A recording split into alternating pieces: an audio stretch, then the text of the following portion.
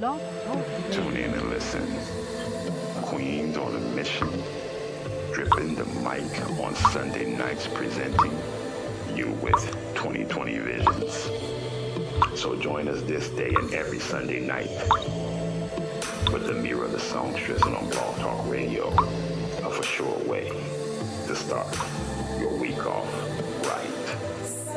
2020 visions on Drip the Mic.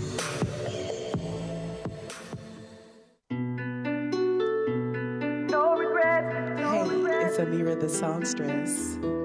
No regret. You're tapped into 2020 Vision on Drip the Mic Network. All is well. Stay focused. Hey. We made it in here another Sunday. Yes. Tony, can you turn that camera over, that thing around so I could a little bit? How y'all feeling? Yes, it's another Sunday. We up in here. And I'm actually solo today, but not solo. I have a special guest. He goes by the name of Delay. Yes.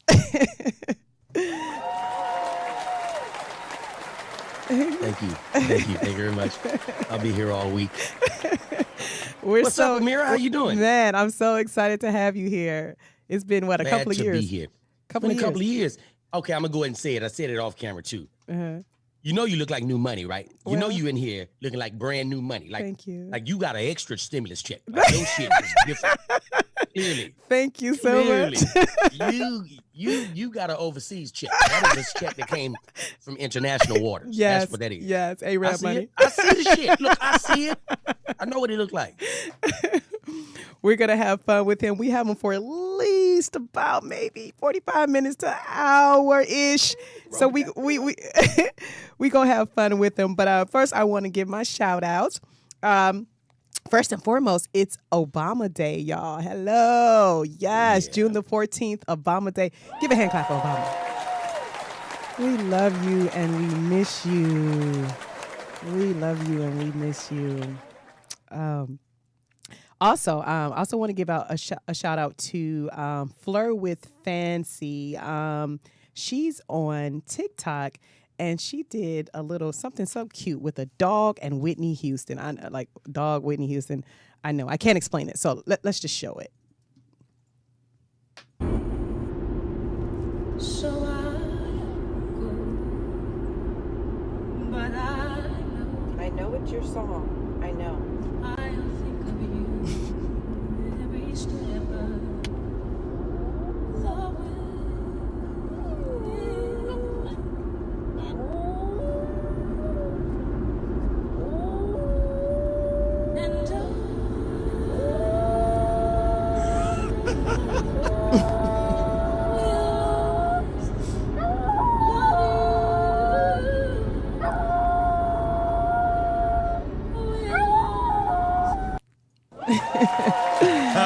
Yes. Hilarious. Don't sleep on TikTok, you guys.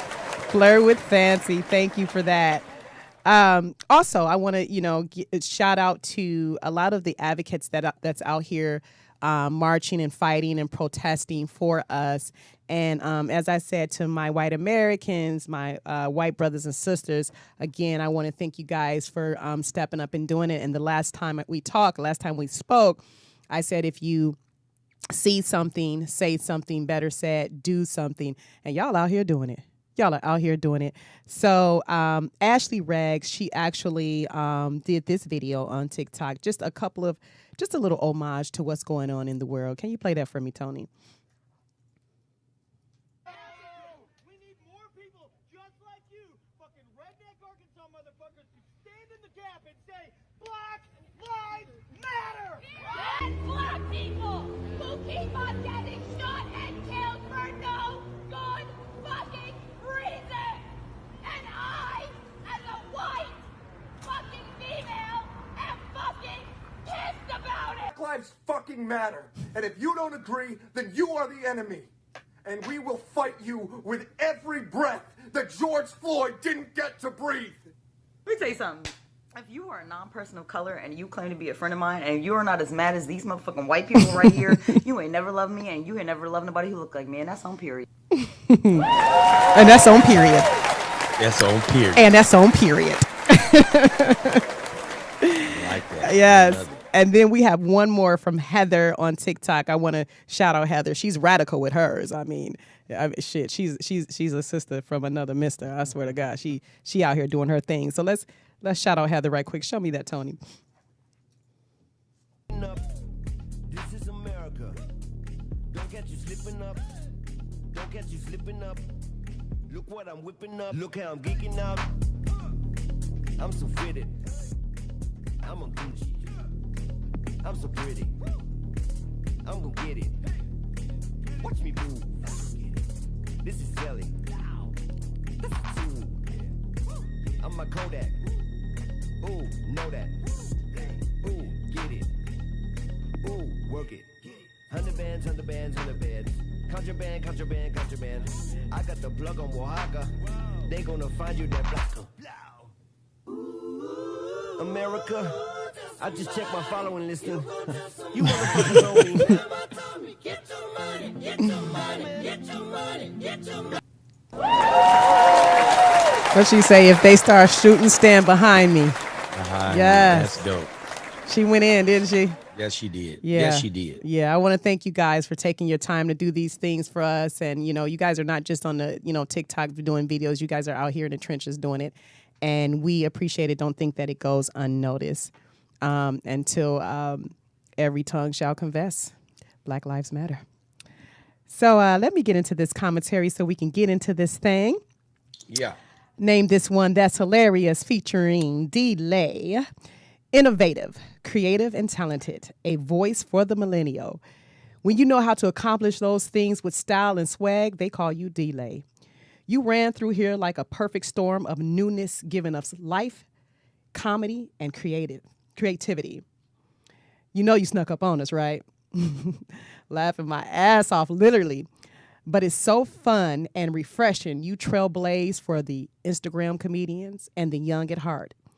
You unapologetically show them the way. Did you know it?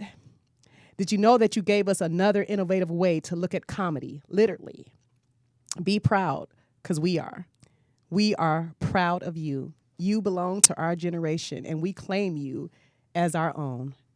Everyone help me give a warm welcome to D-Lay, the comedian, the actor, and show host, seen on HBO, Showtime, Def Jam, and even his own platforms at It's D-Lay. Y'all help me give a warm welcome to D-Lay on 2020 Vision. Wow. What an introduction. Yes. What an intro. You brought me out. God damn, that was good. That was touching. That touched my spirit right there. Wow. Of the generation. Of the generation. Of the generation. Of the generation. Wow, that's big. Yes. I appreciate it. I definitely appreciate it. Yes. Yes. We do our homework here, and the good thing is you're already my friend, so I didn't have to. Did you write that? Yeah, I do. Wow, because it felt personal. Yes, it felt personal. It's always it feel like it felt personal. That's dope. I appreciate that, Ameerah. That was dope. Yeah, it's always personal. We followed you. Obviously from the first time I met you. When was that? 2012. 13? Yeah, no, 14. 10 years ago. 2014. 14. 2014? Yeah, 2014. It's still almost 10 years ago. Yeah. It's still almost 10 years ago. Yeah, It's And, at first, I that's when I was introduced to you. So I didn't know you before, so I'm not going to play it like, I had been following all along. But, a few different comedians was presented to me for that event. And, I got your tape, I got your information, and I was like, yep, him right there. That's him right there. And, you blew that thing up as well. And then we just followed you. I mean, like everyone, I think at that party followed you for the rest of their lives. Who was it? Who was it? Your birthday? No, it was my husband. He was coming off of active duty at the time. Yeah. And we were calling it a retirement party, and he wasn't retiring, but he was coming off of active duty at the time, and we wanted to do it big. Yes, that's right. I got booked for your husband's retirement. That's right. It was a retirement party. That's right. Yeah. Yep. Mm-hmm. So how you feeling? I'm glad you asked. First of all, I feel amazing. I know we locked down. We going through this pandemic and we quarantine. I am I'm utilizing all the time that I can for this quarantine. I'm getting plenty of rest. My new book is out, The Journey Behind the Smile. Yes. Where is it? Yeah. I got there it is. Boy, look at this. Yeah. That's right. Oh yeah. It's out, and I've started working on my second book. Uh-huh. I have started working on my second book. About 2 months into it. We'll be done probably by the end of this year. Okay. Shout out to my co-author, Angela Artis. She is dope. What's her name? Angela Artis. Angela Artis. Yes, Angela Artis. Artist. Yeah, she's dope. Very, very dope. Shout out to you. Yeah, man. She's the one that kind of put the idea in my head. I was shooting a pilot in Atlanta, and she was on the set. I was going to be out there for like a week, so she was on the set. I was coming out of the bathroom, and she was like, "Hey, I want to talk to you." I'm like, "Okay, hey, what's up?" Because I don't know I don't know what she does. I don't know anybody on the set other than the people that's shooting it. Yeah, yeah. So she's got this ball cap on, and she's got her hair like and she looks like a little PA. She looks like a PA. So that's what I think she is. She's like, "Hey, I just wanted to tell you I'm a huge fan of yours and love your work." And I told my mom if I ever got a chance to meet you, I wanted to tell you that I definitely I want to work with you. Yes. We should do some work together. And I was like, "Oh yeah, absolutely. What do you do? What do you do?" She was like, "I'm the head writer on this show." I'm like, "Oh shit, I thought you was a little girl. You the head writer?" Wow. Okay, cool. Yeah. So she was like, I followed your story. Have you ever thought about writing a book? I was like, "Yeah, I have thought about it." She was like, "I think you should." I said, "Okay, well, let's do it." Yeah. She's like, "When do you want to get started?" I was like, "Tomorrow, goddamn it. Let's do it tomorrow." "You want to start tomorrow?" Yeah. She's like, "No, not tomorrow. Let's kind of wait, give it like a week or two." I was like, "Okay, cool." And when I got back to LA from Atlanta, we sat down. We were on the phone maybe an hour, 2 hours, 3 or 4 times out of the week. Okay. And just journaling. And I didn't even realize how therapeutic the book was for me. It was my therapy. Yes. A lot of Black people don't believe in therapy. But for me, like after getting that out, because it was stuff that I talked about that I hadn't discussed ever in my life. Right. It was incidents that I never publicly brought out. So it was one of those things where after I got it out and then I read it. Yes. It was like, I said this shit. Right. That was me. That's me. That's me in that book. Wow. Right. So overall, man, anybody that reads the book, they are going to be inspired. I want them to be motivated. I want them to see something in the book that they can resonate with, and I know they will. I've got stories that's going to make you laugh. I've got stories that's going to make you really cry. Yes. It's going to make you angry. But overall, you'll be able to follow that journey and say, "Wow, okay, that's him. That's who we've been seeing." Like, because a lot of people don't know what that backstory is. Yes. Yeah. So I think the book is definitely is a page turner, and it's going to open up people's eyes who's never seen that side of me. It'll open it up for them. Well, good. We love a good story. We love to get to know you. You know, from the beginning to the middle, and we're not gonna call it the end because you still writing your story. It's still going. It's still going. And I was thinking about calling this next book "The Journey Continues." Oh wow! But I think I'm gonna come up with I got a different name that I'm playing with. Okay. And I think it fits more because the journey behind the smile is pretty much me introducing myself, and the next book is showing you what I'm doing at this point. At this point in your life. So the book takes you from Little Didi in Alexandria, Louisiana, and it stops here in LA. But the second book talks about what's going on now, how I've learned from the book, how I've received things. It's just going to be a whole nother interesting piece of work, and I'm excited about it. Me too. It sounds like it's going to turn into a docuseries or a movie. It sounds like it's going that way. I wish I could show you my vision board. That's exactly the plan. That's what's on. It's on my board right now. It's a documentary. We're going to make it a documentary. That's good. I'm gonna go back to Louisiana. I'm gonna have the cameras come back with me, and I'm gonna do some interesting things. Introduce you to some of the players, some of the characters that's in my book. Okay. Who are my relatives? Yes. From my auntie, black gal. We call her black gal. The recovering addict. She's staying strong. She's still clean. She's okay. So good. I'll get a chance to show you guys, all of the different people that I talk about in my stand-up set and in the book, and you guys will get really familiar with these people. Once you see them, you'll be like, "Oh shit, he wasn't bullshitting." this goddamn family crazy as hell. Yes, this goddamn family is crazy. It is a very dysfunctional family, but we be all sitting around like we normal. Like we don't know we fucked up until we go see another family. Be like, hey, so nobody just start yelling out at a certain part of the day for nothing, no particular reason. Everybody just say, okay, cool. That's what we do. That's what we do. We'll be sitting there and all of a sudden my auntie just started yelling out some shit. Who ate the goddamn cake? It ain't even no cake in here. It ain't no cake, ain't he? There is not cake in here. What are you talking about? I would love to be at that table, that dinner table. And let me tell you something. That's like our Thanksgivings, like, you know, everybody sit down together and they'll hold hands. This is when I was, you know, doing these other things like celebrating. I don't celebrate anything now other than birthdays. Right. But my family would sit around, we hold hands. You know how families would normally sit down and hold hands and pray. Right. Oh, man. Thanksgiving, man. Everybody got to play. Get your ass out the way. You gonna eat all the goddamn greens. You ain't the last one got to eat. These motherfuckers in here got to eat than you. Goddamn shit. Greedy bastards. That's your prep. You go, who greedy? Ain't nobody greedy. What's in here?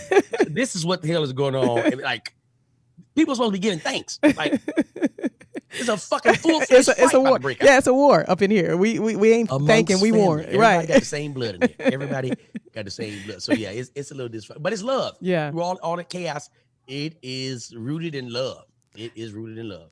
Well, D-Lake, for the people that are just getting to know you, and I know most people do, but for the people that just get to know you, I want to start from the beginning. And I know a lot of people think that, you know, or seen you on You Got Jokes. That was probably the first visual for a lot of people. But, you know, where did it start? Like, who told you were funny, like, the first time? I'm glad you asked.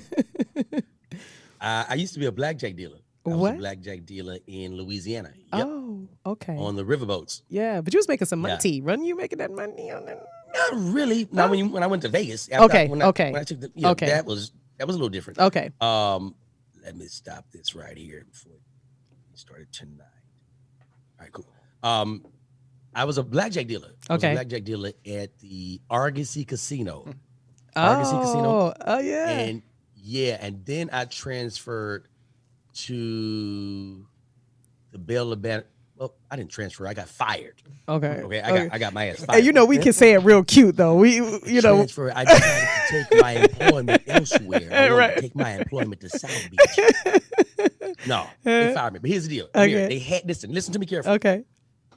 They had to fire me. Do you understand? Yes. Like, I was doing too goddamn much. What was you doing, D-Lane? I'm glad you asked. So I'm a blackjack dealer, right? Okay. So I wasn't the typical blackjack dealer. You know how people sit down, they put the cards out. Place your bets, ladies and gentlemen. Place your bet. Would you like a hit? Nah, that's whack shit. Me talking shit. Cash money shit. Place your bets, goddammit. I'm cussing too. Place your bets, goddammit. Place it. That's right. I am D. I'm here in this casino. I got the highest payout percentage out of all the dealers in the country. Check my paperwork. Let's give this money away. You gonna give this money away? I'm gonna give all this shit away. What they gonna do? And they behind me. Ain't nobody saying shit. They let me run this muck for about 7 months. About 7 months. But didn't that bring more people like to come play? You know what I mean? Yeah. But you got to think like we dealing with the casinos. Like there's smaller casinos. When it's the smaller casinos, they don't want a whole lot of action. They don't want to take a big hit. Okay. You know what I mean? So like as opposed to a Wynn Las Vegas, right? A Caesar's Palace, Bellagio, who can handle a lot of play. Yeah. A lot of play means big bettors. Okay. So they don't really want people winning that much. Okay, I get it. So they would do what we call in the casino. We call it they sweat the money. Okay. They have a supervisor behind you, right? And I didn't play that shit. Right. I sweating the money, like just coming out your goddamn pocket. Don't do that to me. You're right. So they would do stuff like come up behind you and be like, you need to get that money back. I'd be like, get what money back? What money? Who? You talking about my play? You said something to me about taking somebody's money. Him? Because he the only one at the table. I'm talking shit. Right. Supervisor would be like, oh my I love it too. Yes. They called me in the office. It's like, D, said that you embarrassed the supervisor? I said, no, I didn't embarrass anybody. Right. All I did was repeat what I thought I heard. Right. And if she was embarrassed, and she was embarrassed on her words. On her own. Yeah. They ain't got nothing to do with me. I see. Let me tell you what he did to me. This is how he looked at me. This is how the table games director looked at me. When I said that, he said,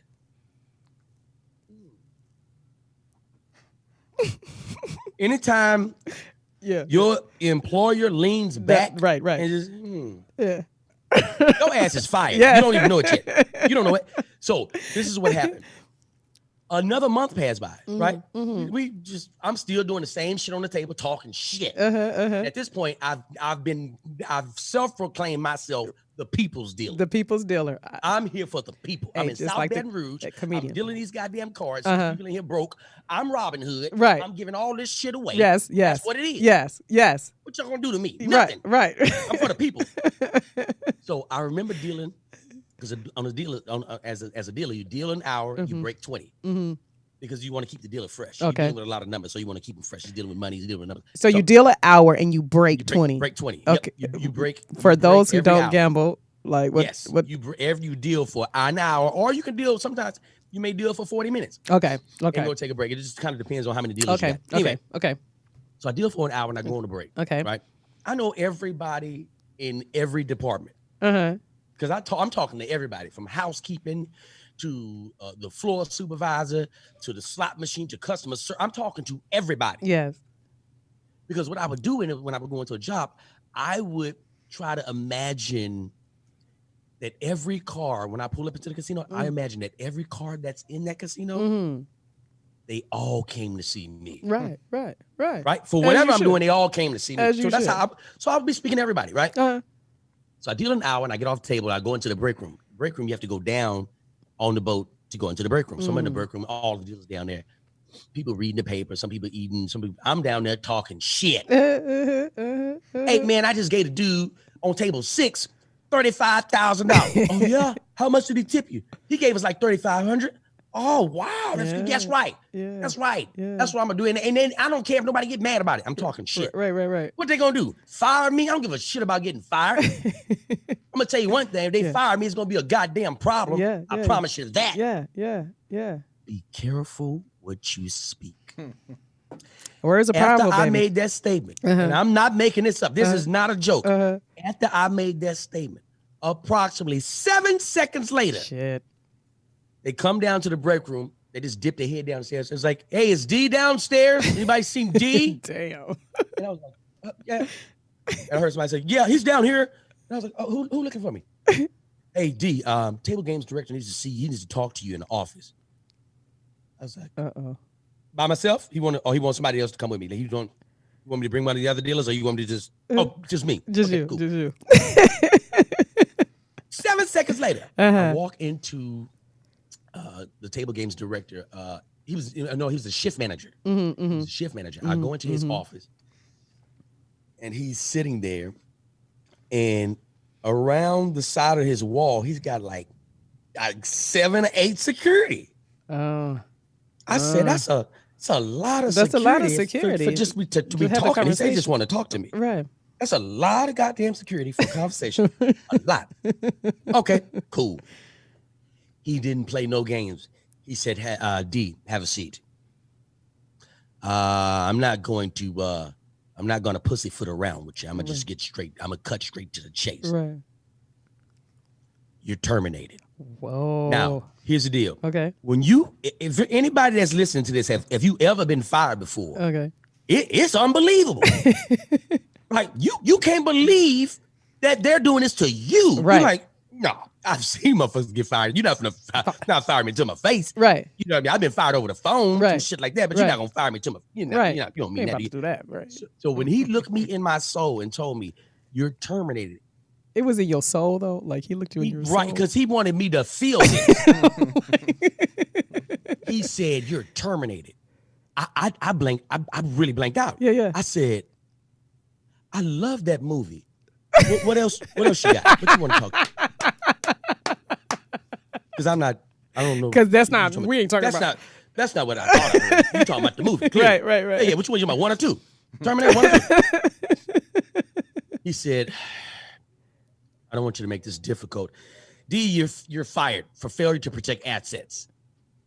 Like what? I've heard these words before, but I was like, assets? Like, yeah. he picked up a cup. He was like, this cup is an asset. This desk, this chair is an asset. Assets. Failure. I said, hold on. Right. Nigga, I know what assets. I called him a nigga too, because at this point I knew I was already fired. Right. You just going to do it. Hold on. Nigga, I know what assets mean.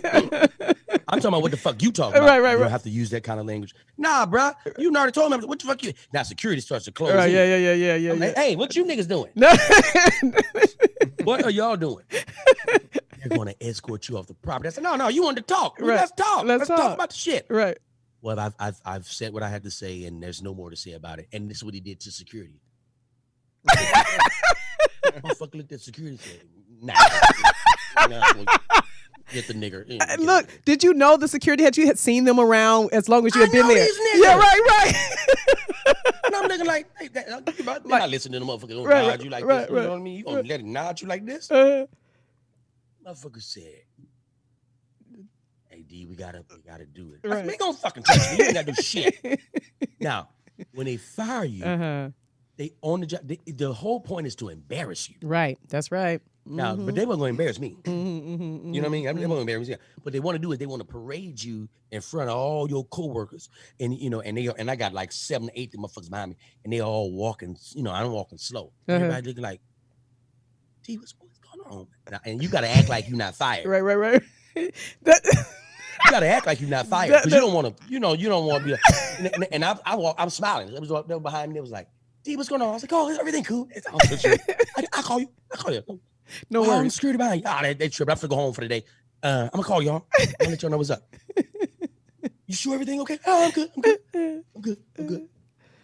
These motherfuckers walk me out the casino, off the property, to my car. Damn. Once I got in my car, they had a nigga trail me to make sure I got off the property. Really to now? Never come back. Yeah, fired the shit out of me.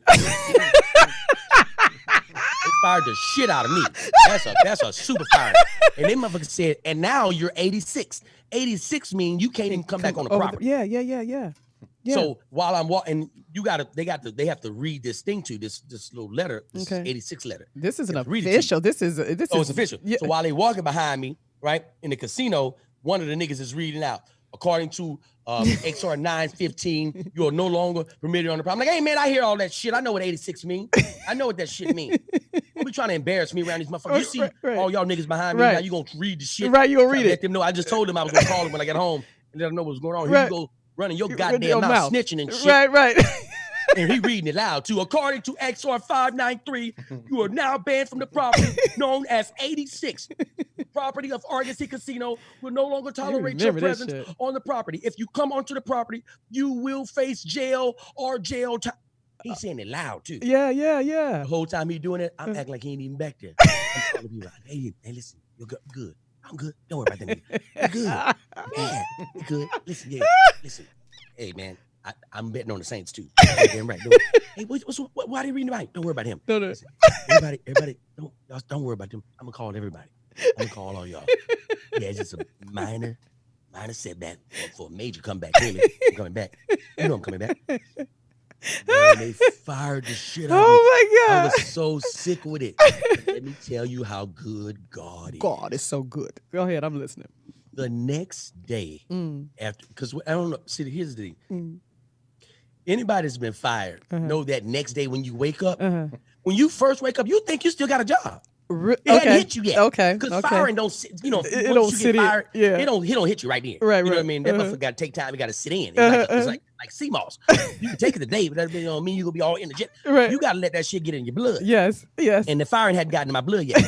So I woke up the next morning and I was like, oh shit, I'm late. Well, grab my goddamn uniform, put my uniform on, and when I was putting my name tag on, it hit me. Because when I was leaving out the parking lot, it was like, hey, and we also need your badge. I was like, nah, you ain't getting this badge. I'm keeping this shit. Right. Got my name on it. You can't. It's my name on the shit. Yeah. So when I woke up that next morning, I put my badge on, I realized, man, I ain't got no goddamn job. I'm terminated. Yeah. I didn't realize I was fired. Got the same, let me tell you something. You fire me, I'm keeping your uniform. That's just what it is. I got Popeye's uniform. Right. I got a Red Lobster. Well, we didn't have a uniform Red Lobster. Right. I was washing dishes. I stole an apron. I stole the fuck out of the apron and some biscuits. They're your parting gifts. Okay. Yeah, I need to have that. So the next day I got a phone call from one of the customers who was like a big customer. Okay. Their name was Kim and Claire. Kim and Claire. Okay. Kim and Claire, 2 white women who like really loved me. Oh. And they was really good players. So they were big players. Yeah. And they called me. It was like, D, oh my gosh. We heard about that horny toe bullshit that went down at the casino the other night. Sons of bitches. Right. Hey, listen, this is what we're going to do. I've already called the casino manager over at the Bell. Wow. I think I got fired from the Bell of Baton Rouge and I went to Argosy. Yeah. Okay. I got fired from the Bell, went to Argosy. Okay. Talk to the guy over at the Argosy Casino, and he's going to call you, and he's already heard about the bullshit. We've already been praising you. Right, Claire? Yes, Kim. So don't worry about anything. Just go over there, do your interview. They already know what they're getting. They want a friendly, fun dealer like yourself. Yes. Just go. And I want you to know one thing. I went to that son of a bitch, that supervisor, that shift manager, Craig, and I told him what a fucking loser he was, and he'll never get a fucking dime out of us again. Yes. We're leaving. If you get rid of D, you've gotten rid of us. Yes. Right, Claire? Yes, Kim. Okay. Yes.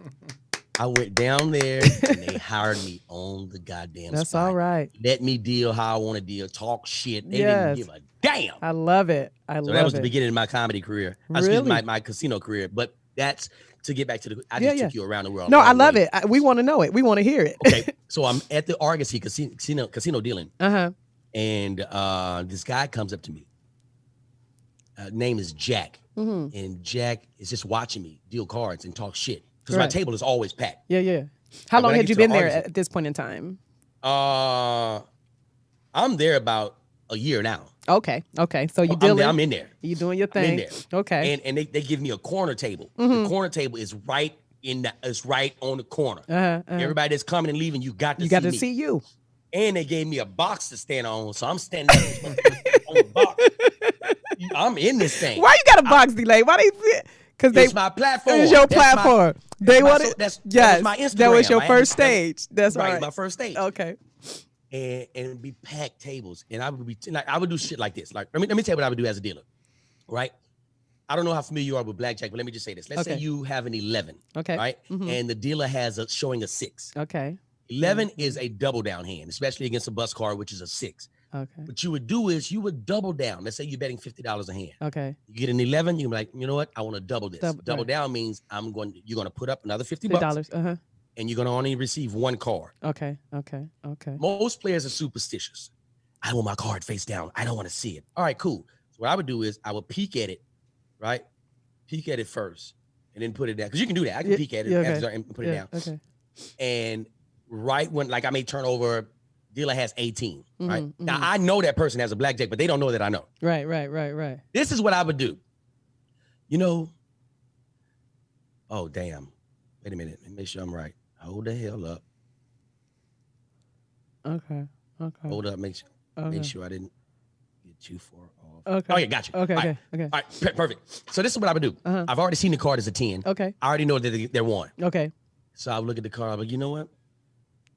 That right there is a winning hand. You think so? Yes, of course. I know that's a winning hand. Yes. You can feel it. I can feel it in my spirit. Yes. I grab the card. And when I turn it over, I turn it over like I just found out too. Oh my gosh, it's a 10, 21. They can't beat you. They can't do anything with you. They can't stop you. They can only hope to contain you. Yes. You're going to take all of this money from me. So imagine how you feel as a player. Yes. You don't get no dealers rooting for you like this. Yeah, I'm excited right now. Shit. Right. All right. My table clears out. People won, they can cashed out, color up. The guy comes to my table, Jack says, hey man, you are really good. You should be a comedian. I was like, okay, yeah. He said, no, I really mean it, man. Like, you're funny. I've been in casinos 30 years. I've never seen a dealer like this. I've never. I was like, oh man, I appreciate it. Okay. Think nothing of it. 6 months later, I'm in the casino dealing. Same thing. Talking shit. Yeah. Place your bets. I got the highest payout percentage out of all the dealers in the country. Check my stats. They downtown with my fingerprints. Yes.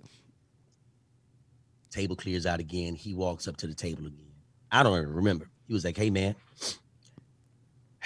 still wasting your time, huh? I was like, what are you talking about? He's like, I was the one that talked to you about doing comedy.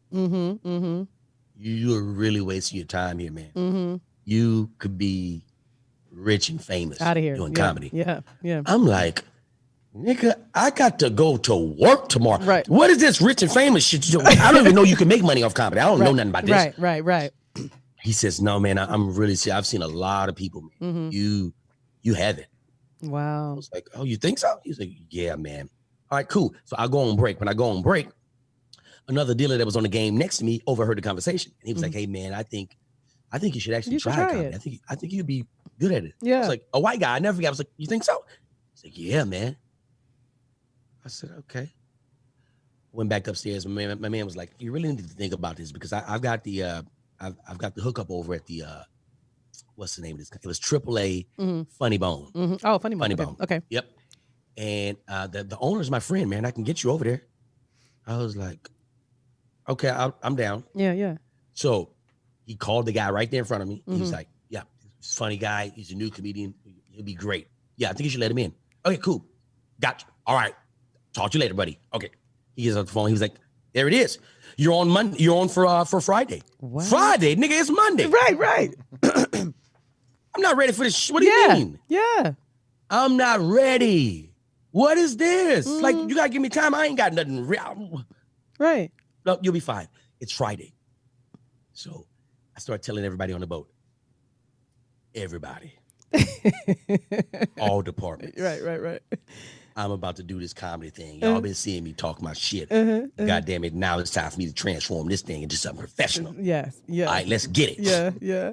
Now I went home and I wrote me few jokes and I was nervous all the way. And it's Monday. But that's I'm nervous. that's amazing, D. Like you said, you didn't know anything about comedy. You know, your I've spirit did. I've watched it, but I don't know how to present it. And so you went home and wrote some jokes. I just wrote what I thought was funny. I was like, let me just write this down and that's amazing, considering the fact that they, people have writers. Some comedians actually have writers or collab with people, and you just went home and said, "Fuck it, I'm gonna just write it down." I didn't have nobody else to throw it off of. I ain't had nothing to bounce the shit off. I just go with if I heard the funny in my head. If I heard the funny in my head, I was like, I'm gonna use this shit. Wow. I'm sorry. So go ahead.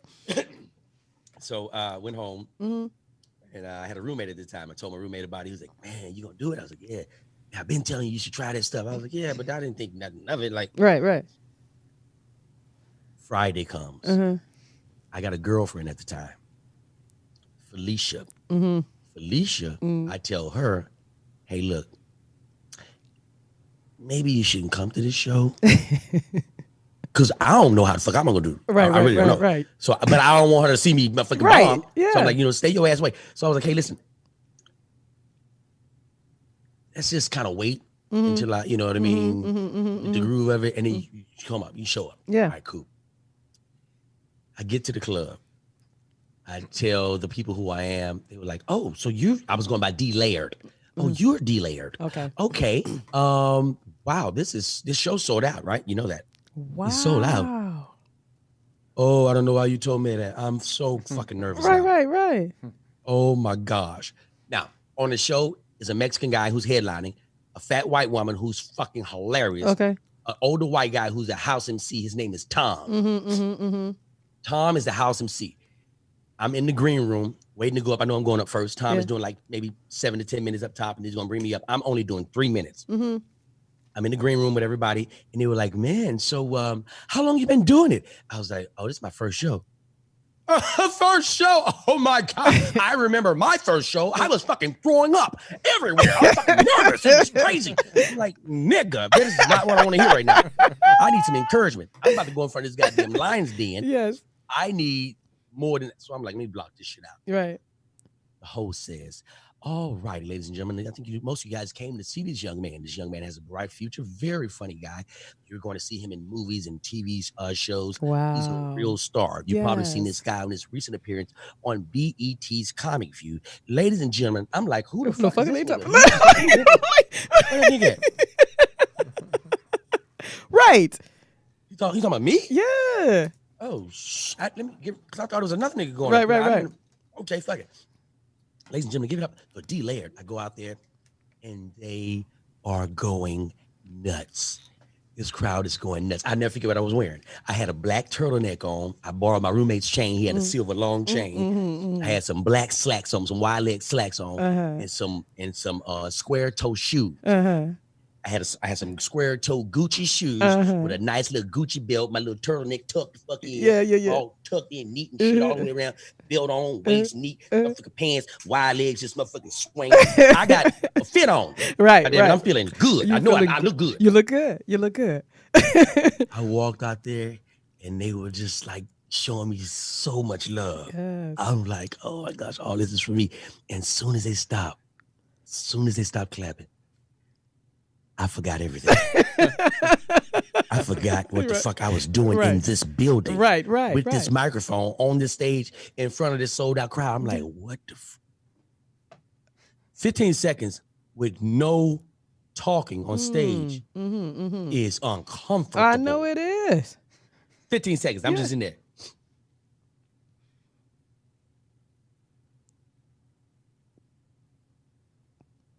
How y'all doing?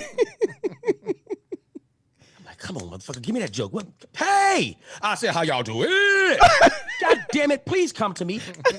What the fuck was I going to say when I kept... Oh, y'all could do better than that. Come on, think, motherfucker. What you supposed to be talking to these people about? Finally, okay, I got it. I get into the groove. I get into my first joke. First joke, flatline, nothing. That motherfucker bombs. Oh shit, I panic. Okay, go to the second joke. Go to the second joke. Flatline, bomb.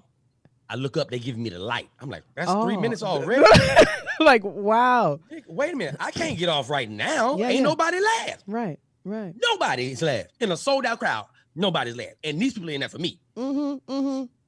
Now, you see your casino friends and buddies? Do you see them in the audience? I'm looking at this. I see them. This guy. That face.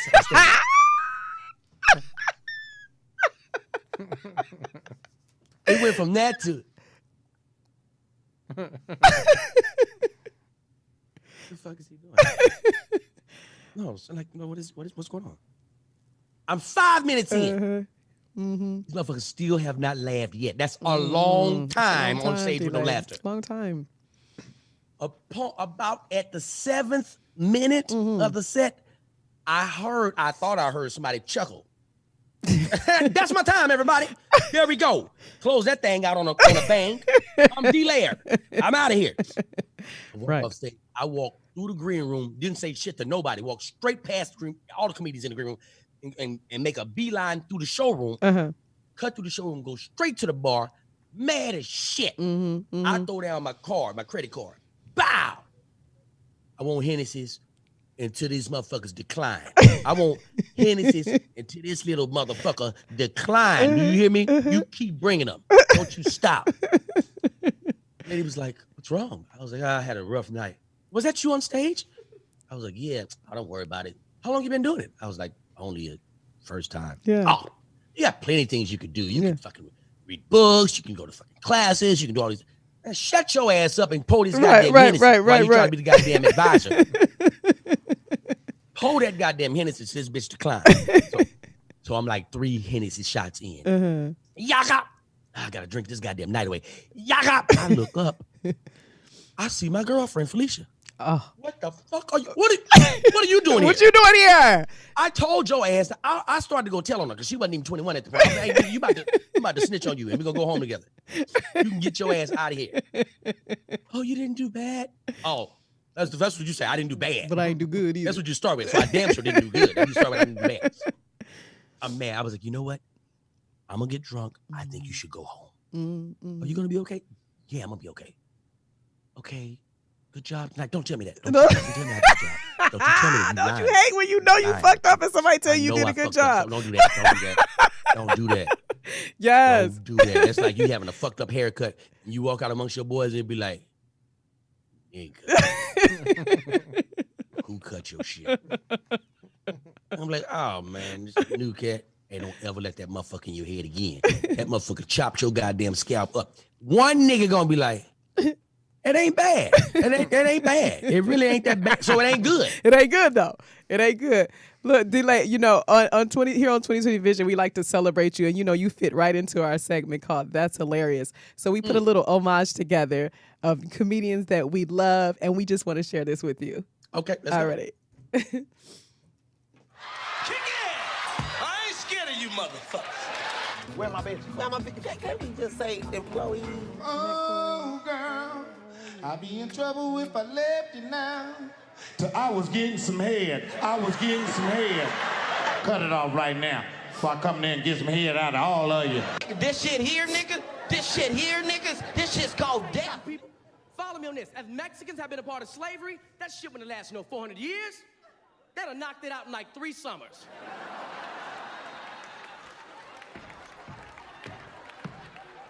The master would have been talking shit. Pick that cotton, boy. We're finished, fucker.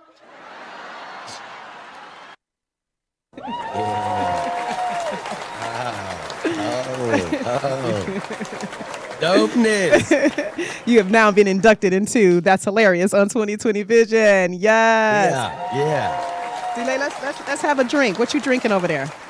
Well, because I had a long drinking night last night, my body, I didn't want to do it. My body told me. What's your body say? Nigga, play with me if you want to today with the liquor. I got something for your bitch ass. You just hold tight. What are you drinking? Make me jealous. Okay, so this is called Tomantul. Yeah. Tomantul? Yes, it's a single malt Scott whiskey. And like I said, every month we introduced a new whiskey or scotch. And we drink it. Nice. So have a drink for me. I will. I'm gonna try to pour it up. I usually have somebody here to pour it for me, but It looks good. It's supposed to be smooth and everything. It's a little strong for my taste. It says, look at me, look in my eyes. Look. It's supposed to be smooth. That's all I can tell. It's supposed to be smooth. But I never understood why my grandmother would do this. Hand me that. And pull the shit further from my face. What that say? What is that? Or put the glasses on and then have them hanging halfway off your goddamn face. Like, I can't see none of this. It gotta hit a certain light. Top of them. Look over the top of your damn glasses. Wonder why you can't see. You gotta look through them bitches. Pull them bitches up and get in there. Well, I want to salute to you. Oh, yes. For your success and your journey, and we're going to continue to share it with the people today. But to much continued success on your journey. We love your story, and we can't wait to finish hearing it. Salute. Thank you, Queen. Thank you, Queen.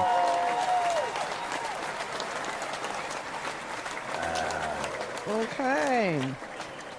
All right. So, like a lot of comedians, there's usually some type of tragedy, or it's, in their life somewhere, or maybe they, came from a tragic background or things that's typically what makes you all funny. That at least that's what true. Okay, then that's true. Then I don't have to. That's true. Okay. Is there any particular thing in your life that you thought or that you feel that contributed to your comedy that was more a little on the tragedy side? I guess once I started doing comedy, my beginning was so rocky. I kind of used that to mask some of the pain that I did experience as a kid. So it wasn't like one particular instance. It was more like me just looking back on my life overall and be like, man, I need to start making myself smile. Okay. How I'm going to do that is I'm going to make others smile. Okay. And once I decided that I was going to really pursue this dream of comedy. Yes. I realized I was like, wow, I've got so much to be happy about because I came from so much pain. Yes. Yes. So and when I present my comedy, like when I talk about some of the characters in my family, like I laugh about it now, but it wasn't funny when I was dealing with it. It wasn't funny watching my auntie smoke crack. You know what I mean? Like right before I go to school, I'm walking to the bus stop, your ass is smoking crack. Like, hey, what you doing? Oh, just getting a little hit, boo boo. And I'm like, that's crack. Yeah. Like that's I'm like, and it's embarrassing because I'm looking at my friends and they're looking like, dude, ain't that your auntie over there? I'm like, yeah, shut the fuck up and get on the bus. Right. Yes. How old were you? About 8. And you knew what it was? Oh yeah, I knew what crack smelled like. I mean, somebody smoking crack. Like, how do you niggas know what crack smell? I know crack smells terrible. Yeah, don't it smell like stinky coochie? Like it is. Not hold on, wait a minute. I ain't never had crack compared to bad pussy. No, because look. No, I mean, there was actually a crack addict in my household too when I grew up, and like, when the bathroom, when they would come out, because I don't know why he would do it in the bathroom, but he would when I come out, he would come out the bathroom. It's almost always smelled like rotten coochie. Like it okay, just. You know what? Now that you mentioned coochie, Yeah. I think that's what Yeah. that smell is similar to. And look, I thought it was me, but not that I thought I was stinking. I didn't think it was me stinking. Let me be very clear, okay? I'm saying I thought it was just me that smelled that. Anyway, no, because I wasn't gonna let you run off with that one. That was I passed you a free throw. It was not. We weren't gonna do it. We weren't gonna do it. Anyway, I'm sorry. Go ahead. Yeah, so it was those characters that I talk about. Like I said, I'm able to smile and laugh about it now and make light of it. But as a kid, not having any explanation about what you're going through, that shit is scary. You don't know what's gonna happen next. You don't know. That's a lost place for a kid that has no instructions and nobody's giving me the guidance that I need to. As far as I've got structure in my life, but like nobody's talking to me about some of these activities that's going on around me that exist. That clearly exist. And I had to figure out a lot of stuff on my own. Yeah. And then figuring out on my own as I got older, I just used all those things that I wasn't familiar with, or I was left in the dark about. I just used it for my comedy. So it brought you to LA. When did you make the move to LA? When did you? I mean, because for me that was a big deal. I'm glad you asked. It's a new toy. I just got it. I love it. I'm wearing it out. I like it. I'm wearing this. Do that other thing do that turn up thing. Hey, turn up. Hey, come get this nigga, man. Come get this nigga. I was.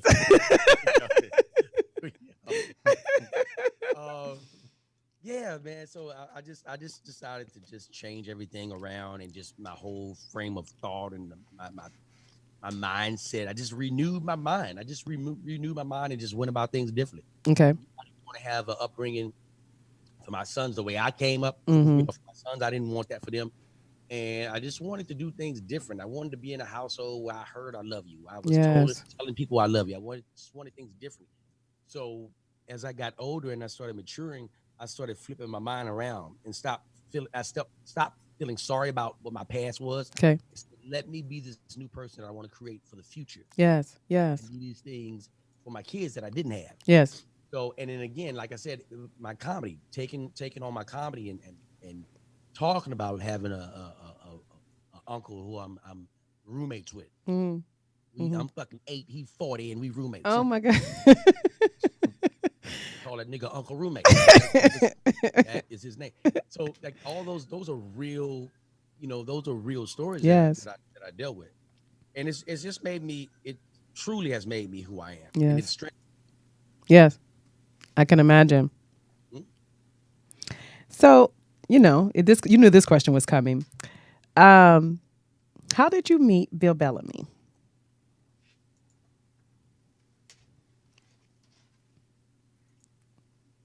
On MySpace. Whatever, dude. You were scared you was gonna date yourself. That's why you took so long to say. I hit him on MySpace. Let me tell you. You remember MySpace? Yeah, I remember. Don't be trying to throw me under the bus with you though. Like how come I gotta jump in that same bag? Right here with me. Yep. Yes, I remember MySpace. We was around with MySpace. We was around. We was around. Tony, don't be acting like your ass wasn't around. Tony, your ass is here too. I was sitting there giggling in the background. Your ass is here, Tony, too. I can tell. I was born in 1999.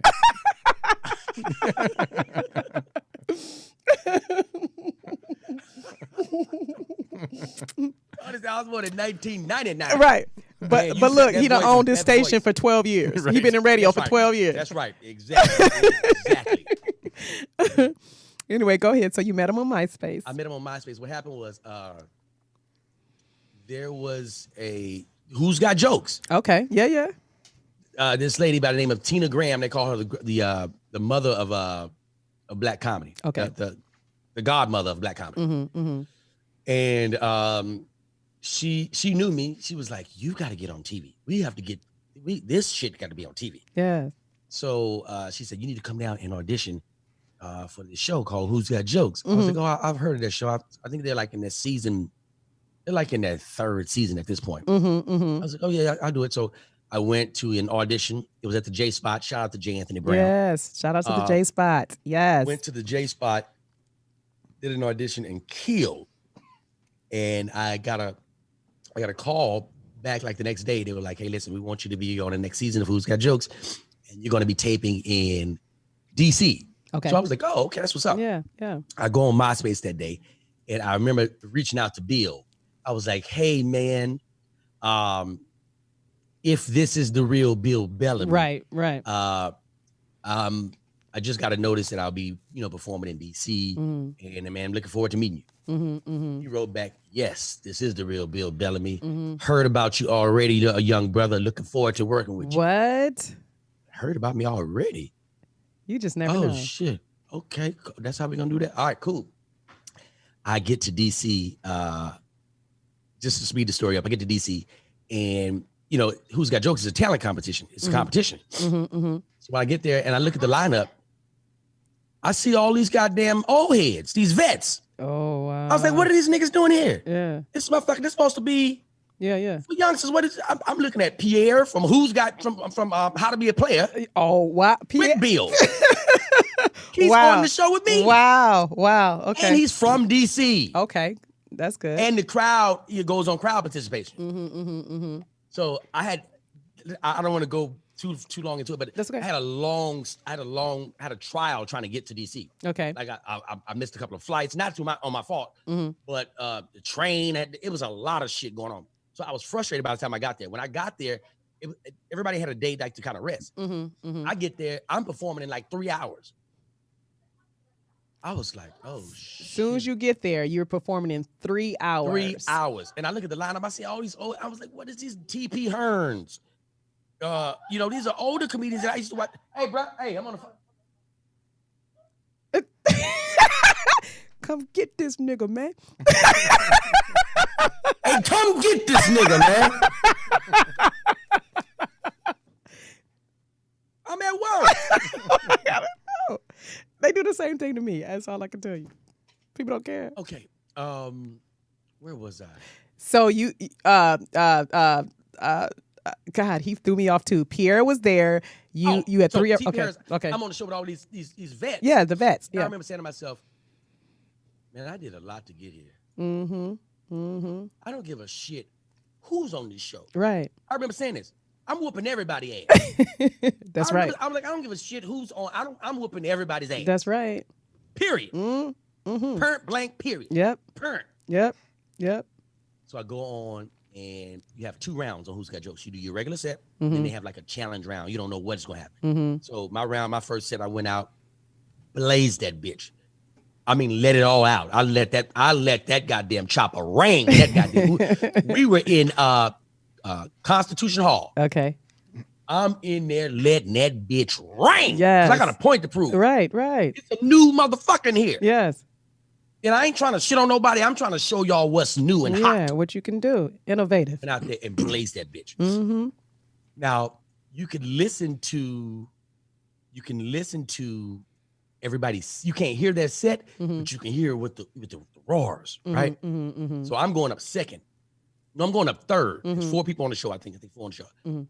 I'm listening to everybody. I'm like, wow, these are strong sets. Everybody's having like really strong sets. And I was saying to myself, it can get louder. Yes. Come on. It can get louder. Come on. I love it. I go up, do my thing, rip this bitch. Second round, the challenge is, they were giving me a challenge of being like, I think it's on YouTube. If I were the president, okay, the red phone rings, okay, and it was they want to know what the answer. How do you respond to this? The red phone rings. It's 3 a.m. in the morning. How do you respond? Yeah, right. I'll never forget. Rodney Perry was the co-host. Okay, yeah. Rodney Perry had an audience member stand up and read the question. I remember steering all the way away from the question, all the way away from the question, and just focus on one point, because he was like, "It's 3 a.m. The red phone is ringing. What are you gonna do?" I said, hey, what is this? This nigga sound like a phone sex operator. What time is it? 3 a.m. This motherfucker, hey, you don't talk to nobody like that at 3 a.m. It's 3 a.m. The red phone is ringing. I said, why you got a red phone any goddamn way? You trying to be sexy? What is this red phone? Because they didn't tell me that this is what I did not know. Okay. Oh, it was so much going on that I didn't hear it.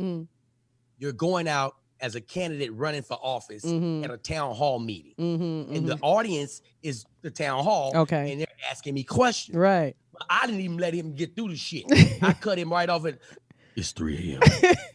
The red phone is ringing. What are you going to do? Well, I'm going to get some Vaseline first. That's what I'm going to do. It's 3 a.m. And that's the type of tone we use? Yeah, that's what. Yeah. Yep, you keep talking like that. I feel like I owe you $3.99 for each additional minute. Right. I didn't took the thing somewhere else and won that round and advanced to Germany, to the semifinals in Germany, where I really got a chance to hang out with Bill, and he and I talk and vibe. And he was like, hey, bro, you funny, bro. When we get back to the States, man, I'm going to take you on the road with me. I'm like, no, you're not. Right. No, you're not. Everybody's tried that. Yeah. That's not going to happen. Yeah. Because I've been out the road with a lot of people. Okay. And I'm one and done. You're not finna have me on that goddamn road with you that long. Okay. And that's why I'm like, when Bill was like, yeah, I'm gonna bring, I was like, all right, sure. Sure. Got back to the States. He called me. He said, hey, man, what your schedule looking like for? Nigga, my schedule looking like open. Right. That's what my schedule look like. It's open. Right. Where you want to go? Right. So he was like, yeah, I'm gonna get you on the road to get some dates. All right, cool.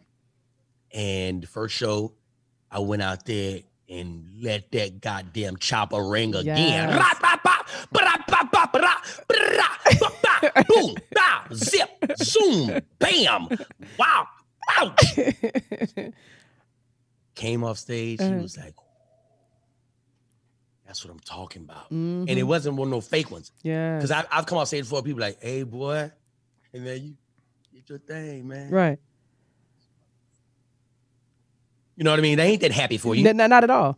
But Bill was like really genuinely happy. And he was like, man, look, I don't give a damn what you do on that stage. I want to be pushed. I want to be pushed. Right. I remember his manager came to me one time.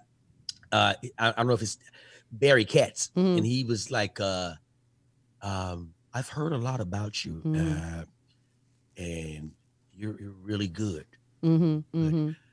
I told Bill that he was fucking nuts for bringing you on a road. Yes. But Bill's a competitor. So that's what I respect about Bill. Like Bill is a competitor because he wants to get better. He is a student of the game. You know what I mean? Still to this day, even almost 30 years in, he's still a student of the game. And just, he gets it. He wasn't one of those people that be like, damn, this stuff, he on stage rocking. He's like, no, he on stage rocking. Okay, I need to step my shit up. Yeah. And it's always been a healthy competition. That's beautiful. Always. So how did you guys form the Ladies Night Out tour? Is that where it was born, or how did that happen? I was living in the Piero Apartments. Okay. Downtown Las Vegas. Okay. Paying rent that was way too high for me to be paying. Okay. And I remember Bill called me. He was like, man, they tripping, man. Because we were supposed to do a Who's Got Jokes tour. And they were just going to, Who's Got Jokes All-Stars. And they were going to pick like 7 of us, right? And they kept kind of stalling every time. So I told Bill, hey, man, fuck them. Like, you need a Who's Got Jokes tour for? Start your own shit. Right. He was like, yeah. I was like, bro, just think about it. Just think about it. Just call it, Bill Bellamy presents something. Just give it a name. Yeah. Whatever it is, it's going to be a bunch of women there. Okay. He was like, yeah. So we brainstormed for like 2 days. And he called me like the next day and he was like, man, I don't know what you think. I was like, bro, I like Ladies Night Out tour. Oh, wow. Okay. So okay. He was like, yeah. I was like, bro, put your name on the top of it. You the bigger name. Bill Bellamy's Ladies Night Out tour. Yo, D-Lay, that's dope. Yeah. Yo, that's dope. I was like, yep. And then bam. Did our first date in Houston. And then, that's when we grabbed Ali Sadiq, who is the heartbeat of Houston, and Jay Reed. Okay. And that was it. That was the goddamn team. And then we started doing like dates and started creating a little buzz. And then before you know it, we had a Showtime special. Yeah. After the Showtime special, now we was full throttle with the touring. So it was just all from a thought in our head, something that we created just out of thin air, thought it, believed it, and acted on it. How long has it been running? How many years now? It's slowed down now because everybody's doing their own thing. Ali, he's got a few specials, 2 or 3 specials out on Comedy Central.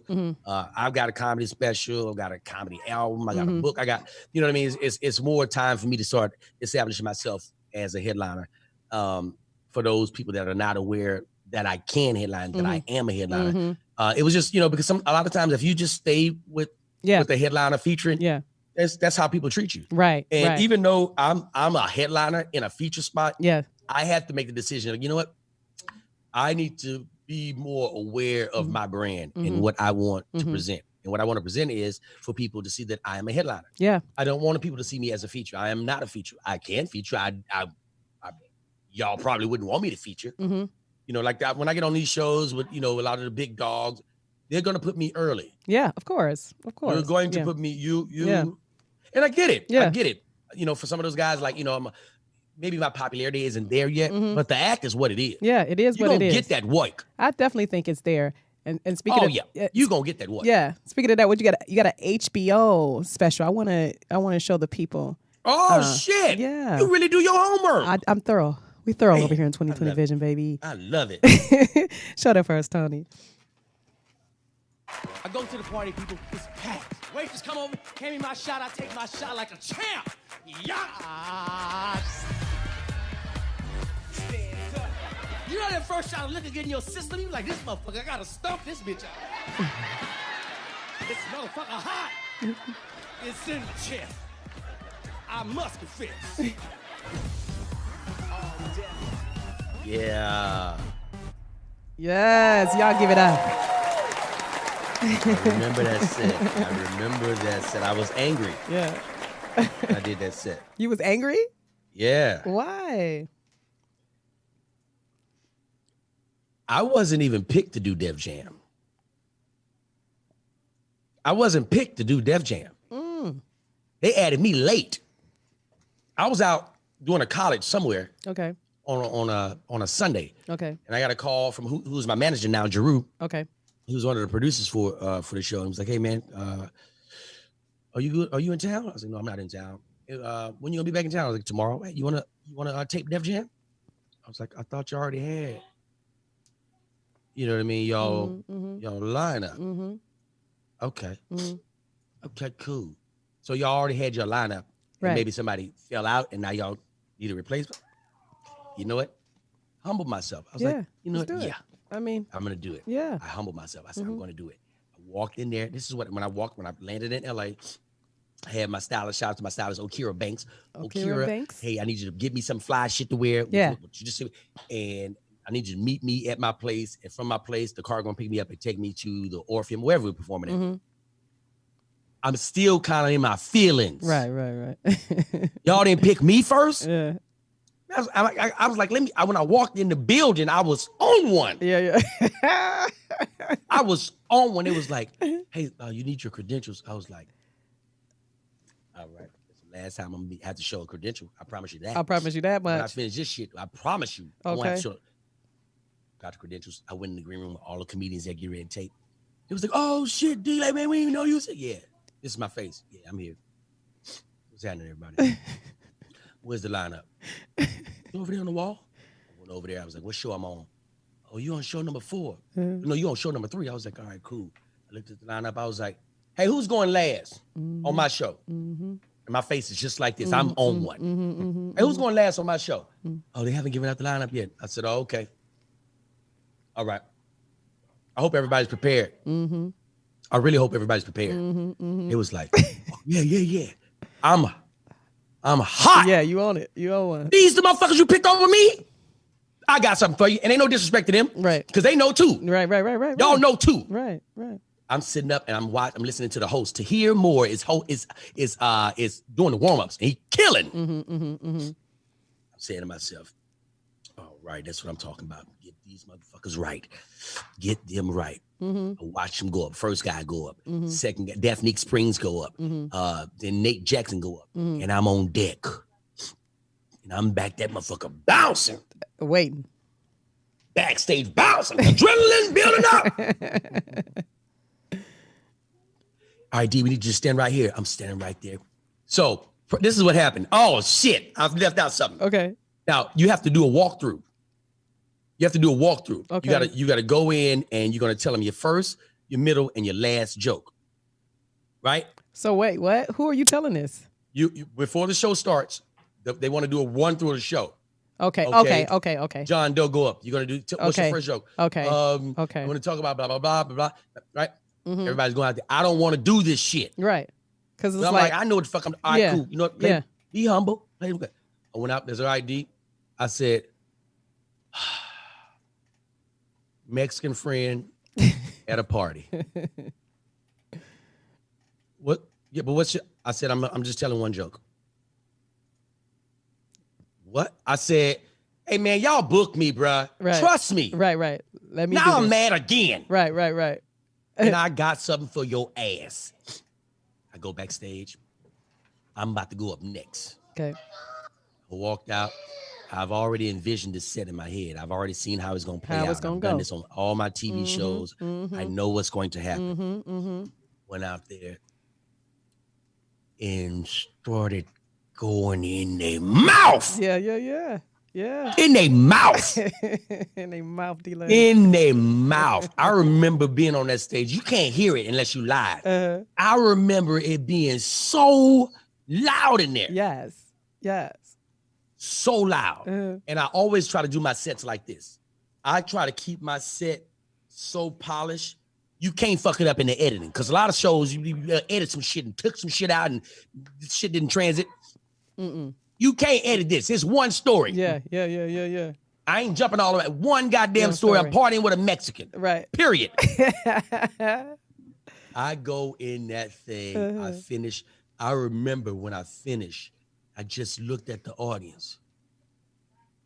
And I looked at some of the producers. I knew where they were sitting. They was up there. And I just looked up there and I was sweating. I felt like Patrick Ewing right before they sang the national anthem. He'd be chewing that gum. He'd be sweating hard. And I just looked at him. And a part of me wanted to do it. I didn't want to ruin that moment. I wanted to do it, but I wanted to yell out, "Are you not entertained?" I didn't do it. You ain't do it. I didn't do it. I stayed humble.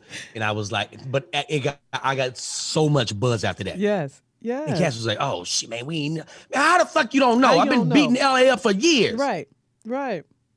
So that's the chip that I carry on my shoulder. When I come on the stage, I act like y'all ain't never seen me before. Right. And I'm trying to win everybody over. Yeah. And it's never to try to outdo anybody that I'm performing with. It's to be the best performer that I can be that night. That's right. That's what it boils down to for me. That's right. You know, there's a saying, or actually a wise man said to me, you know, when you pull a bow back, you know, you got to pull it back real far. Yeah. And point it in order for it to go far, in order for it to go forward and go fast and go far. So sometimes you do have to step back. That's all right. Sometimes you got to step back. Yes. Just so you can prepare. Good. Forward. I like that. Yeah. I like that. And that's what happened, honey. That's right. I use my circumstances as a bow and arrow. That's right. Instead of getting mad and trying to, I take a step back. Let's take a step back. And I evaluate what the target is that I'm trying to hit. That's right. And I refocus. Yes. Once I refocus, after stepping back, I let go and I take the fuck off. That's right. That's right. I just paraphrase that thing. That's what it is. Yeah, that's what you did. I paraphrased the shit out of that. You can have that. You can have that. I'm definitely going to use that somewhere else. I'm going to just say it right now. I'm going to use that somewhere else. Yeah. How did you come up with the concept of come get this nigga, man? I mean, I watch it. So how did you come up with that? Hey, come get this nigga, man. I'm going to tell you how it started. I caught some heat behind it at first. Okay. I caught some real heat behind it at first. Okay. It got started, actually, hold on one second. Okay.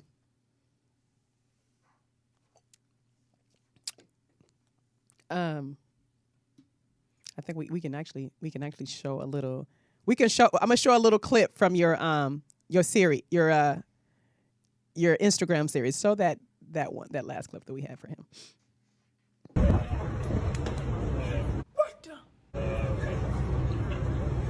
Hey!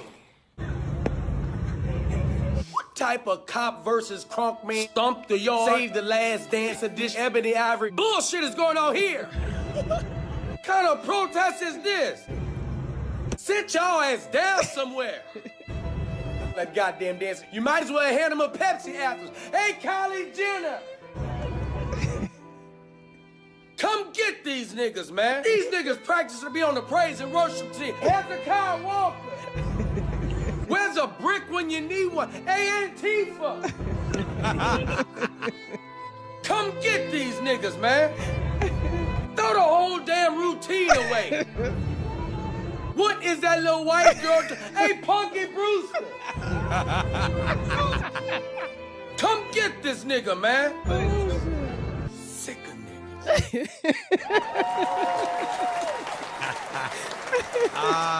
You know what? I need to make me another. I think I may do another one. Well, I'm definitely gonna do a couple more this week. Let me tell you how that concept came about. Okay.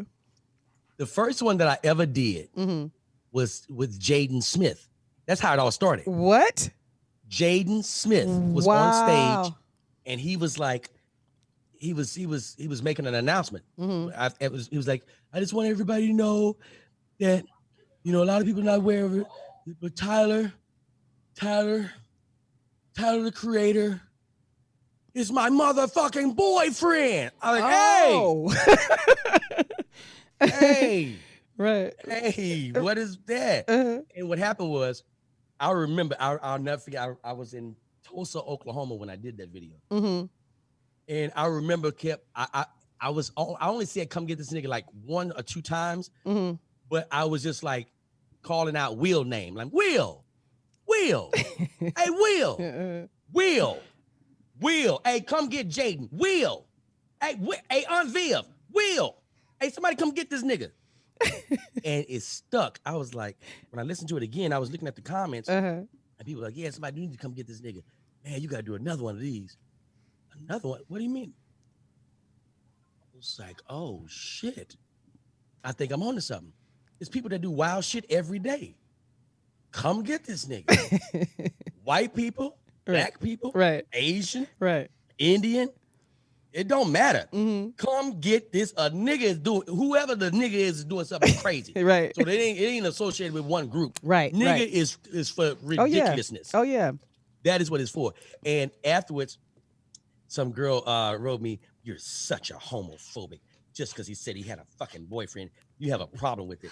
I said, ma'am, if you listen to the video and you watch it carefully, I said nothing derogatory towards anything. Only thing I did was call his daddy. That's all I did was call the boy daddy. I said, you can't get mad because I ain't say shit. He said he got a boyfriend. Yes. I said, Will, Uncle Phil, Will, Aunt Viv, Will.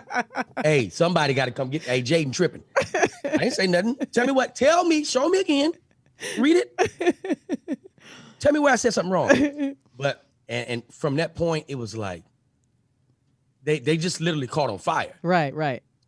They caught on fire. Deion Sanders became a fan and a friend of mine. Okay. He was like, he just inboxed me one day. He's like, bruh, I've been fucking he doesn't curse, but he was like, man, I've been laughing my butt off with these series that come get this. Oh man, that's so funny to me, man. It's funny. And I was like, oh, so different celebrities were catching on to it. Yeah. So I was like, oh, I got something here. So it's anytime there's a video that's viral, there's somebody doing some ridiculous shit. That's why, I mean, those videos do good on my page because the video is already, going viral. Now I'm just putting my commentary on it. That's right. So now I just put my funny comedic spin on it, and now it's something else now. So yeah, I love it, man. I love creating those videos. I love just sitting down, editing and thinking of different concepts of how I'm going to present the video. So I love it, man. I love creating just different intellectual properties that I'll be able to use on not just social media platforms, but TV. You know what I mean? Yeah. These Netflix, Hulu, these different digital platforms. So I'm excited about what's going to happen next and what I'm doing now. Yeah. That's why I call you an innovator. That's why, when it comes to comedy, and I like I just like the way you navigate through your field, through the your portion of entertainment, and you've utilized the internet without shame for it. You took the tools that was given to us for entertainment, and you shamelessly charged forward with it. You have really set the tone and set the pathway for a lot of the, what they call the IG comedians, or just comedians that's online. And so I hear a lot of flack about, Instagram comedians or comedians online. I hear a lot of flack about that, but you did it so flawlessly. What do you think about the up and coming Instagram comedians, and what advice would you have for them as well? I would always tell anybody that's in the lane that I'm in. Well, I mean, I want everybody to know this. First of all, it's a difference between being a stand-up comedian and being a Instagram comedian. For sure. Because it's nothing like standing on that stage by yourself, right?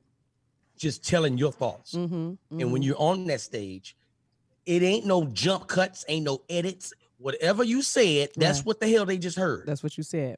So, as I'm not, I could never knock a social media comedian. I'm a social media comedian. Right. But because that takes work too. That takes skill. That takes a talent to be able to sit down and piece together a video. That's right. And make it funny. That takes fucking skill. That's right. To build up a fan base, that takes time and it takes skill. Same thing with stand-up. The difference with stand-up is, so you can't just jump into stand-up and overnight just, man, it takes time. Yes. You can develop faster. Yeah. But you are going to go through those steps as far as it takes to really become a true comedian. Meaning you're going to go on stage, you're going to fucking bomb. You're going to have some nights, you ain't going to know what the hell is going on. You're like, man, what is this? You're going to go through that. Okay. Social media, it covers you because you can always fix it. Okay. You know what I mean? It's not a live performance. This is where if I say something I didn't like, I can go back and edit that shit out. Yeah. And make my video as flawless as I need it to be. Stand up, whenever I say yeah, and I told his punk ass, oops, I didn't mean to say punk ass. Yes, you did. You said punk ass. That's what it is. Yeah, that's what it is. I'm fortunate to be able to be a hybrid. Yeah, and able to worlds. be proficient on stage and to be proficient in the social media world. Yes. Because I'm just a competitor. Like I remember having to pay a guy. I was paying this guy $75 to edit a video for me. Like this is before I really jumped into Instagram and started doing it. I was posting little stuff on YouTube, and I was like, nigga, $75 a rip is tearing my ass out the frame. I need to learn this shit on my own. Yes. So I grabbed my phone, just put my head in this bitch, and just started playing with shit. Yeah. Playing with it. I'm a Virgo. I'm a perfectionist. I'm going to keep working it. I'm going to keep working it. Yeah. Okay, let me put that out. Damn, put that out. Okay, now let me get better at putting that out. Damn. Okay, you know what? Let me give them another concept. Put that out. Okay. So you come to my page, you're gonna get a variety of everything. You're gonna come get this nigga videos. Yes. You're gonna get I'm glad you asked me talking rants with my sons. Yes. You're gonna get you're gonna get fucking voiceovers. I do voiceovers on that too. I'm all over the place in there because I don't want my thing to be like, oh, that's a dude that do that. This one thing. There's no one trick pony here.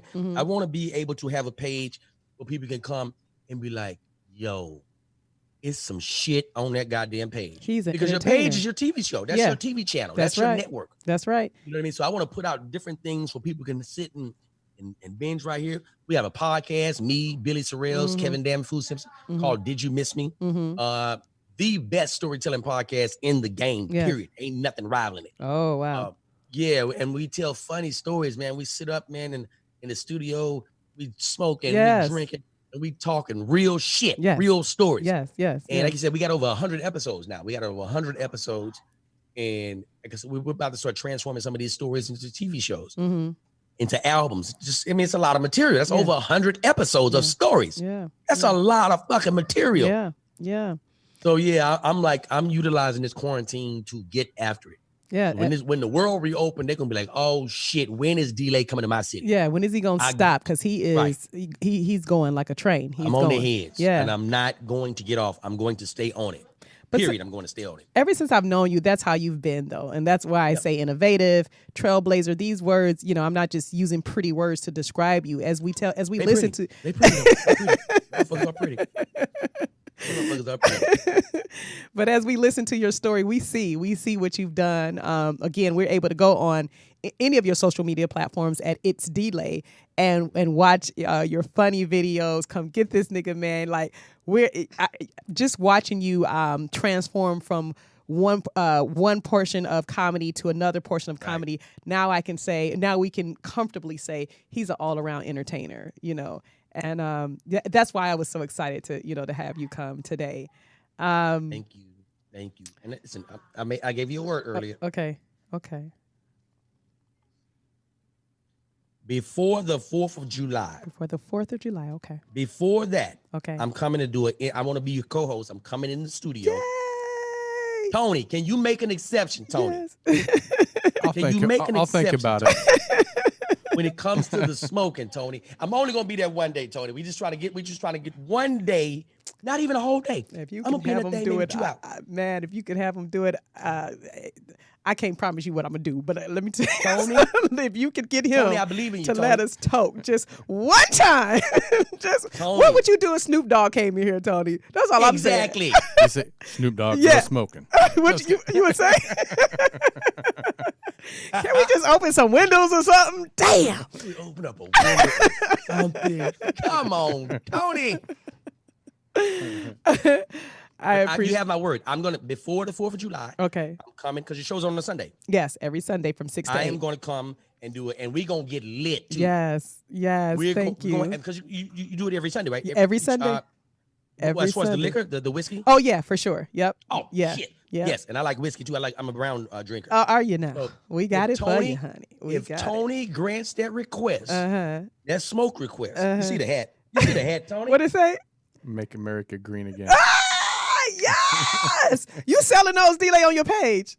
You can pick up that hat at my website. It's delay.com. Yes. That's right. I've got the t-shirts, Make America Green Again t-shirts as well. Now, for you guys that are in the XXX and the XXX, those are special orders. I'm out of them right now. So you have to DM me personally, and I can get that over to you.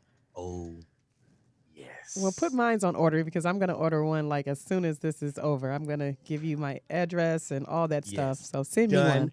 I want one of those for sure. Done. I have Tony, would you like one too, Tony? Of course I would. Okay, put Tony. the camera on yourself, Tony Reck. He never wants to do it. Come on. Tony. What time? One time, Tony. He's gonna turn it on. Tony's so cool. He has obviously he's the owner of the station of UBN Network, but he also has a show called Truth Be Told. He does conspiracy theories. Theories, yeah. And he actually was featured on one of our shows earlier on. We did him with the segment Spiritual Release. We talked about spirits versus ghosts. So I want to meet Tony. Yeah, Tony's dope. I have to warn you, I'm a country white boy. But he's invited to the cookout. I know. He's for sure. I was at 3 o'clock in the morning call. So what would you do?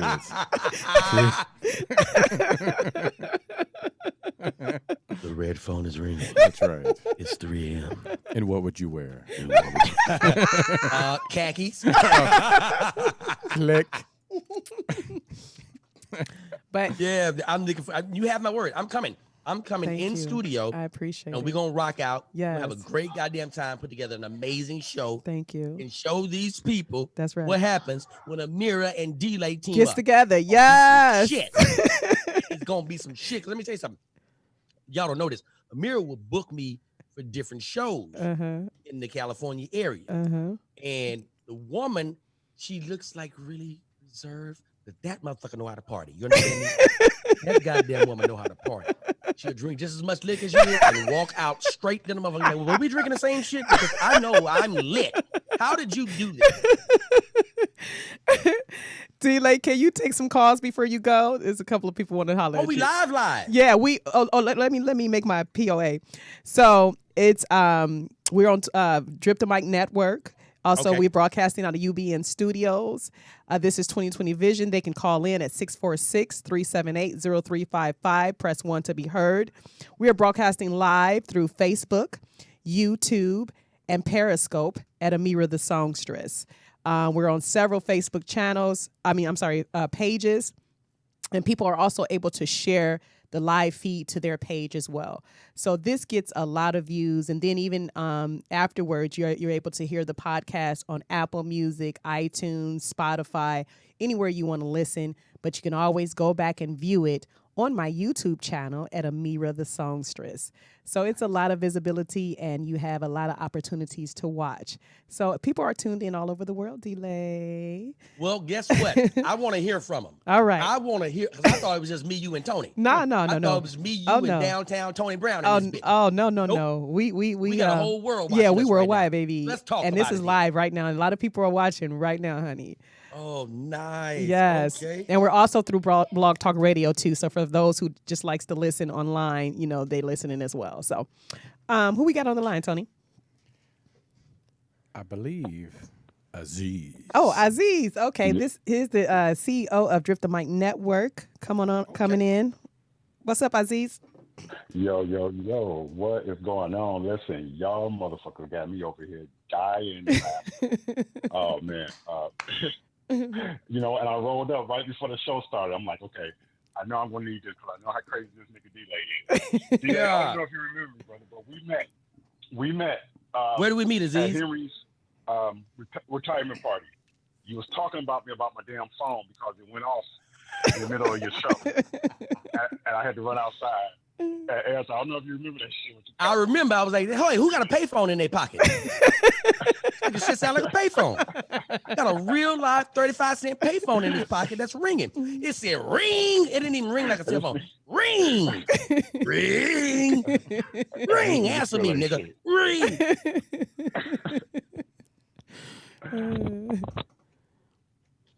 Uh-oh. Well, brother, man, thank you for your call, brother. I definitely appreciate that, man. And hopefully I can get you to another one of my shows. Listen, I liked it. A couple of things I wanted to say. Well, first of all, I like the beard on you. Thank you, good brother. You looked a little puberish. You looked a little puberish. But, I like that look on you. Second of all, I'm going to be needing one of those hats. You know what, brother? Every time I go on an interview and wear this hat, sales shoot up. They just do. Yeah. This is what they do. Aziz, you deserve this hat because you roll up. You take advantage of the earth that God has provided by going into the dike and getting an herb that takes your mind and your body to another place. You definitely deserve the hat. You definitely deserve this goddamn hat. Praise it. You deserve it, brother. Crazy. Y'all all going to hell.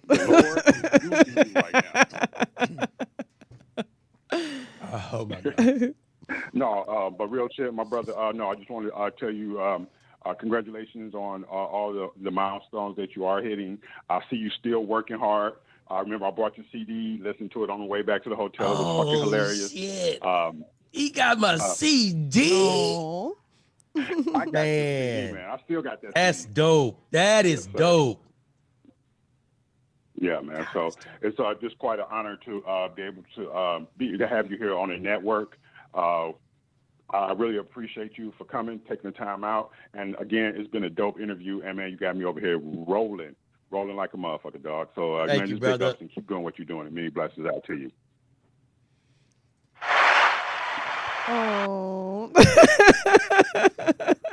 You got your own hand clap over there? Got my own shit over here. In case somebody's slipping.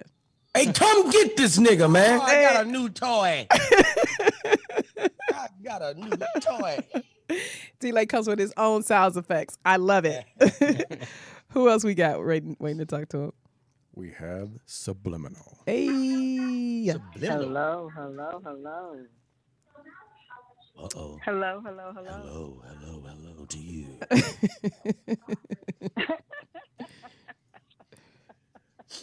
How are you, Subliminal? Oh my God, I am doing just well. Oh, wow. Well, how are you? I'm glad you asked. I'm outstanding.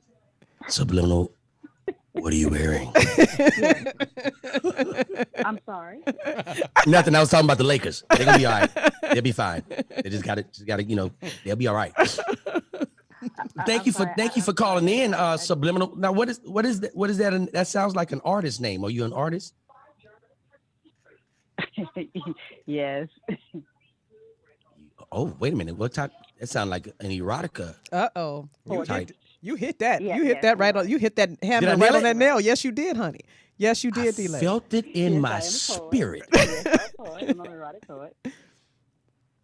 I knew it. So that, I knew it. You knew it. I You feel knew it it. right now. Can you feel me? Can you feel me, Can I Subliminal? feel you I right can now? feel you. I feel you Can I too. feel you right? I feel you. Babe, I can't hear I you. feel you. He said, "Can you feel him Ameerah, because know he can your feel brother's you?" loud. Huh? No, I cannot feel him. I cannot feel him right now. No, Not yet. not at all. Not yet, but you just hold tight. You just hold tight. I promise you that feeling will arrive. I just need you to be patient. And I need you with the patience of Job when it comes down to that feeling, because you will receive that feeling. Turn to your neighbor, tell them subliminal, subliminal, subliminal, subliminal, subliminal, subliminal. Hey, hey. Oh my God. Y'all ain't gonna have me laughing all night. Wait till we get in. Do you understand? This about to be when crazy. me and you reunite, it's been like almost 2 or 3 years since we've seen each other. Yes. You've been all over in other countries singing and performing and Yes, shit. honey. Came back and got a whole nother foreign car. Yeah. Changed your hairstyle, got a new scalp. You did everything new. 2 stimulus checks. Just did it big. I'm really proud of you. Thank you so much. And 20 Thank you. episodes in on 2020 Vision Radio Show. Yes, baby. You out here doing your thing. Thank you so much. You out here doing your thing. What quarantine, bitch? Right. What quarantine? Right. I'm out here working. Right. Yeah, that's what I'm talking about. That's what I've been doing, honey.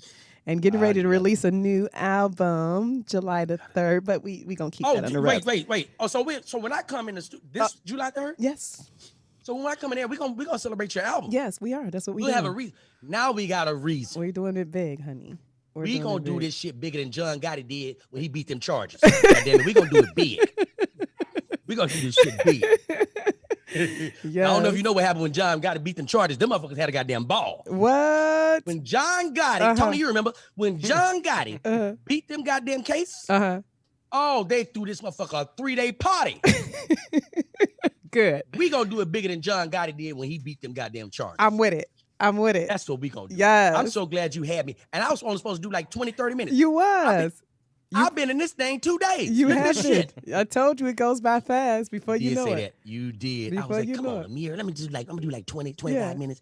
He was like, I usually go fast. I'm like, nah, I ain't no go fast shit. I looked up. We over an hour already. I appreciate that. Yes, I appreciate you for sticking in here. appreciate that.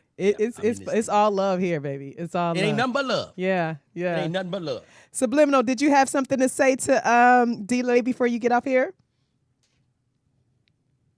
They had muted me already. They had already muted me. Okay. They told me I couldn't say nothing. What? Yeah, they muted me. They said I couldn't say nothing because I didn't feel them. You want to do what to my body? I'm hearing shit today. I'm sorry, Subliminal. I'm just hearing shit. Please forgive me. Damn, I'm sorry. Shit. Oh my God. Oh my God. Yeah, you guys are having me laughing, and I can't wait for you guys to for him to come back and be on the show with you at the same time. But I did need to say that Ameerah needs a 3X on the shirt. Ameerah needs a 3X? So she got on here to try to clown. You know what?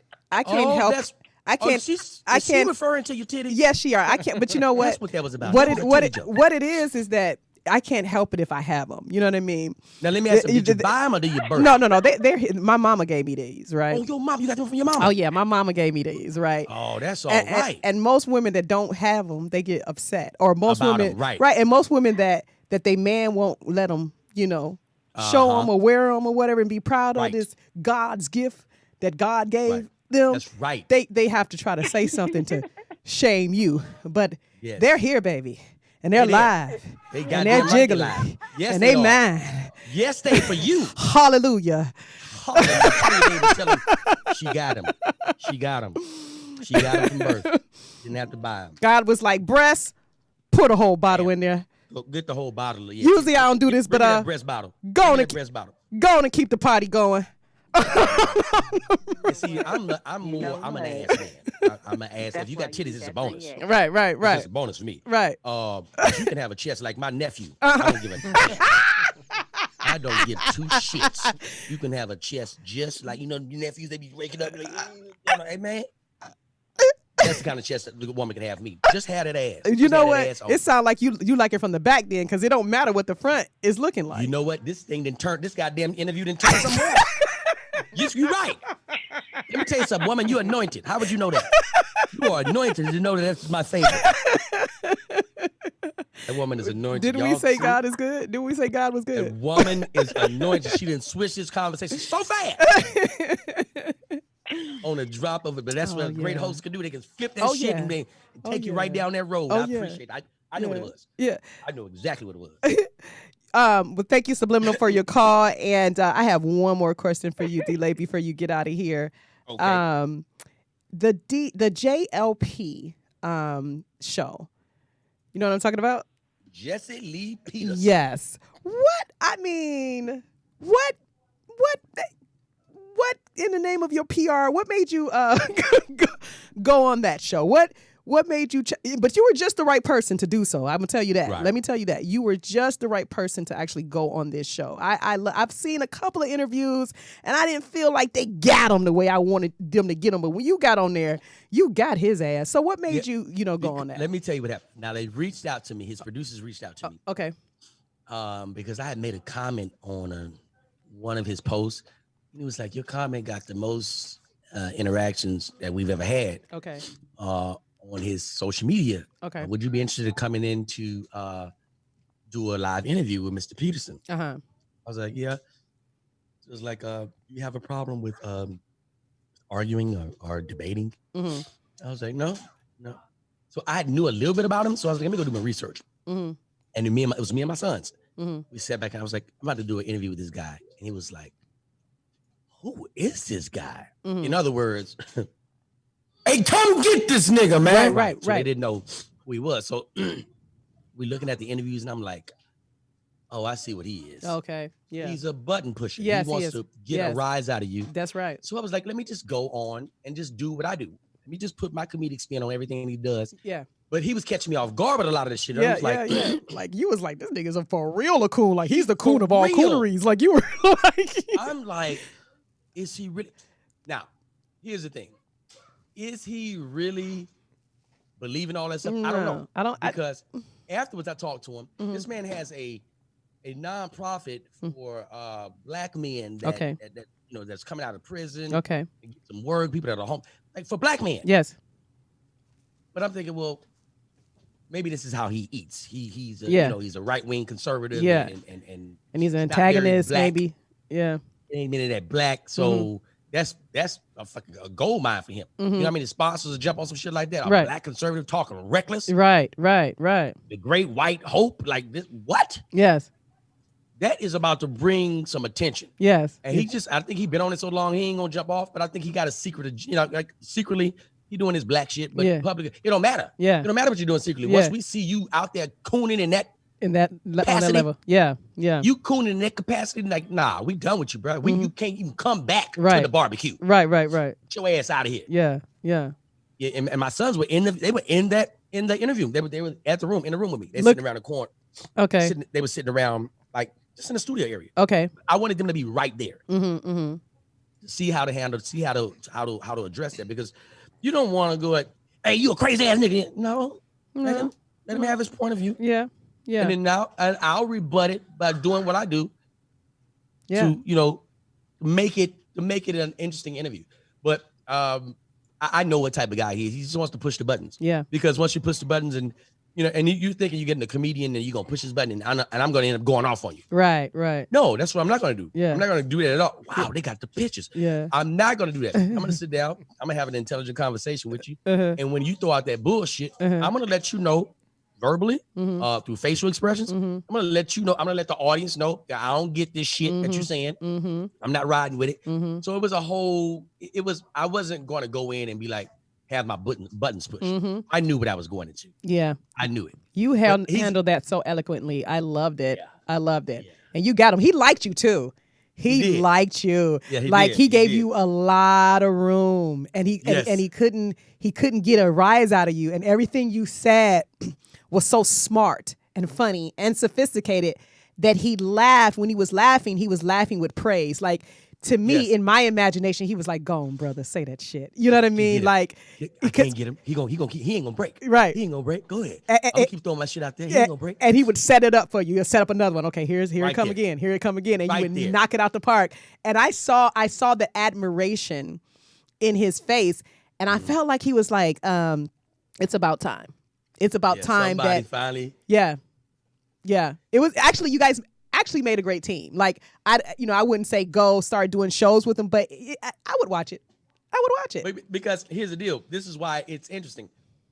2 black men, 2 totally different political perspectives. That's right. You know what I mean? Like, just totally. Yeah. His thoughts on shit is so far away from what my beliefs are. Yeah. It's like, wait a minute. What did you just say? Right. It's a lot of shit that he says is like, it's unbelievable. It's almost like getting fired. You can't believe this shit. But again, I did my homework, so I knew what I was up against. I knew what I was up against. I'm supposed to go back on that show, actually. Oh, really? To promote my book. Okay. I'm going back out there to promote my book. Okay. And a lot has happened, especially since the last time I've been there. Black Lives Matter is back in rotation. Yes. Black folks ain't we ain't putting up with no more shit. That's enough of that. That's right. Enough of that. So I know that I think that's gonna be an interesting. I haven't confirmed the date yet, but I'm definitely going back on that show, and I'm gonna talk to Brother Peterson. Yes. Oh, Mr. Peterson. Oh, now, Mr. Peterson. Yeah, this is going to be serious because he's going to have to be willing to take, if it's an act, he's going to have to be willing to take it all the way. Well, he's too far in now to jump out the water. He got to keep going. Okay. He's got to. He's Candace Owens. Right. You know what I mean? Right. Those are the same people. Right. They're so far in the barrel of white America. Yeah. That there's no turning them back. Yeah. They don't see any difference. Yes. They've already made a commitment. You know, that's a lifetime decision. Once you like, I ain't fucking with my people like Right. that, you can't come back. You can't come like back. That. You can't come back. That is a lifetime ban. Goddamn it. That's like, Donald Sterling got banned from the Clippers. Motherfucker, lifetime ban from blacks. And you know what I mean? Like, I couldn't live with myself morally, knowing that I'm motherfucking made $45 million last month. But it was in stride with me denouncing black people, me praising white supremacy. Me, like, I can't morally, I can't live with that. It lets you know. I can't. It lets you know that, you know how they always say, follow the money. It lets you know that money is at the top of this thing, no matter what, no matter racism. Follow the money. The money is at the top of this thing. But like I say, he's going to have to be willing to, I mean, and what is he going to do about his white counterparts? Because now it's no longer them against us. Now it's, the people actually teaming with us and uniting with us as Black Americans, Black and brown Americans in this country. So now what are you going to do? Now what? You're going to have to really go in on that. You're going to have to figure it out. But I can't wait to watch it. You said it's not scheduled. You said it's not scheduled as of yet? I haven't. I'll probably get with them. I'll get with them this week and confirm a date. Okay. And I'll let you know by the time I get there. Okay. I'll have that information. I'll be like, okay, I'll be going on the show XYZ. Okay. Because I mean, like right now, his show is perfect for social distancing. It's already set up that way. Okay. Not a lot of people in the studio. It's usually like maybe 6 people in the studio, and everybody's spread out. Okay. So social distancing wouldn't be a problem. But I'm looking forward to getting back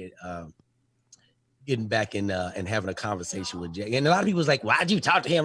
Like, but that's we need to have those conversations because y'all need to know that motherfuckers out there like that exist. That's right. You know what I mean? And yeah, go ahead. No. I'm sorry. And I personally was waiting for someone to go on there, with substance and get his ass. I wanted someone to get him. And again, like if it's an act, that's a huge chance to take.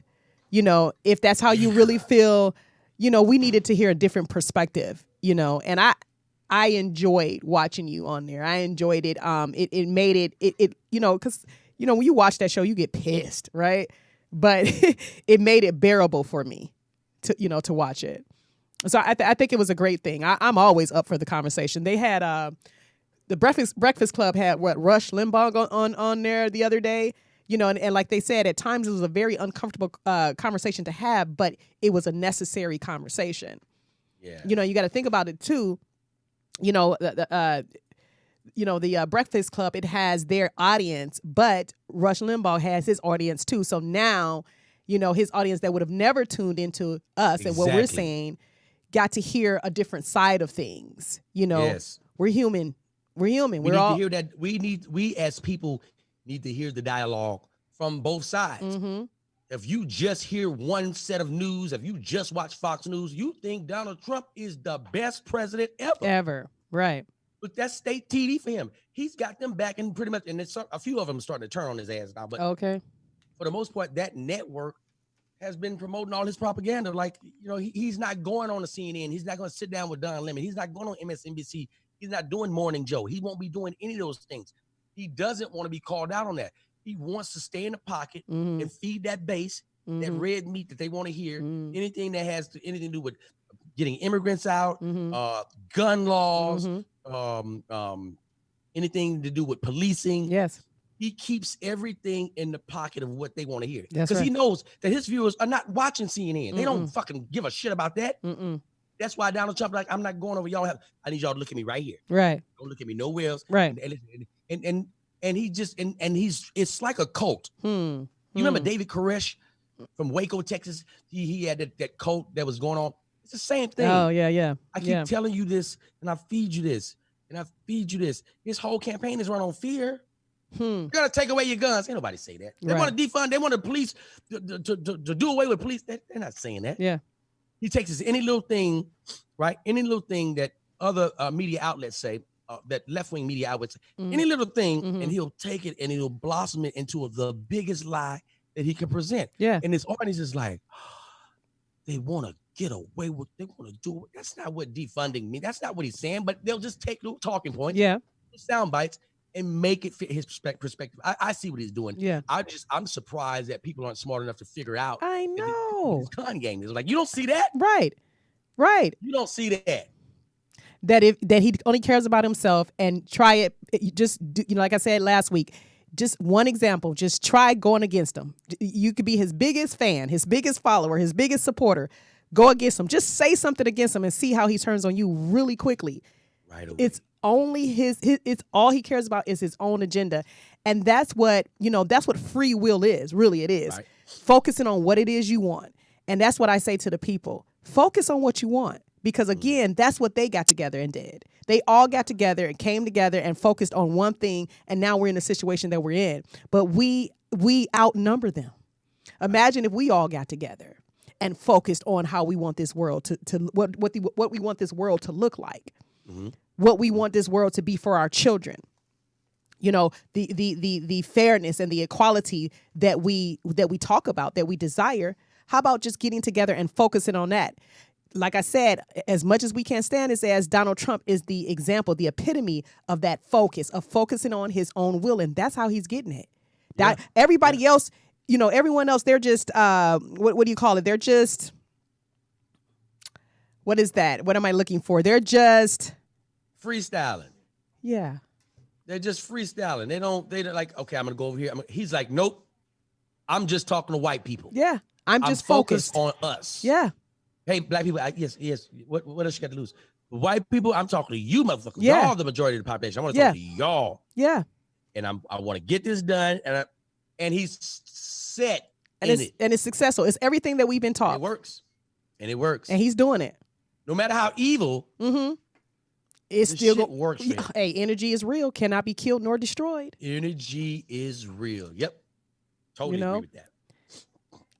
We came down to the last couple of minutes. I wanted to read, and then I want your last comments and then where they can find you. But I wanted to read just a couple of things that is going on as a result of the protests and us standing up for our rights, and everyone, a lot of people coming together and being on one accord, just like we were just talking about, even the world. So just some things that has been a result of that. For instance, says the LA Times that San Francisco police officers will be replaced with trained, unarmed professionals to respond to calls for help on non-criminal matters involving mental health, the homeless, school discipline, neighborhood disputes as a part of a new wave of police reforms. So basically, they're training them. First of all, don't show up with no guns to a school. That. I like that. Let me tell you why I like that. Why do you like it? Because it automatically de-escalates the situation. That's right. Automatically. Mm-hmm. I'm showing up on the scene. I don't have a gun. Mm-hmm. I may have a weapon, a baton or something, mm-hmm. but I don't have a gun. When you know you have a weapon that you can use to kill and destroy. You're right. You can always say I was scared, so that's why I did it. Yep. You can always say, no, keep that goddamn baton and take an ass whooping. Mm-hmm, mm-hmm. Go out there with no gun. Because what's going to happen is people now are going to start looking at the police differently. Mm-hmm, mm-hmm. We know ain't nobody getting killed. Mm-hmm. This is a domestic dispute right here. Right. You can't show up with no gun. Right. Now, the problem is going to lie in what happens when you call to a call that doesn't involve violence, but then turns violent. You know what I mean? Mm-hmm. But at that point, you should have the training to be able to de-escalate it. Yeah. So I think this is a brilliant idea, and I'd love to see how that plays out. Yep. Also, Boston cuts police budget. As New York City Council considers a similar move. Cuomo signs package of bills aimed at the police misconduct. Let me see. Minneapolis voters may decide in November whether to move ahead on dismantling the police department.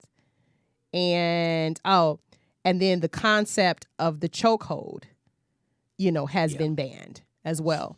These are the things that we're getting done in result. People say, it's not going to make a difference. We're not going to make a change. Voices around the world has been heard. Right. And these bills are getting passed, and these laws are being signed and coming into effect in our new world.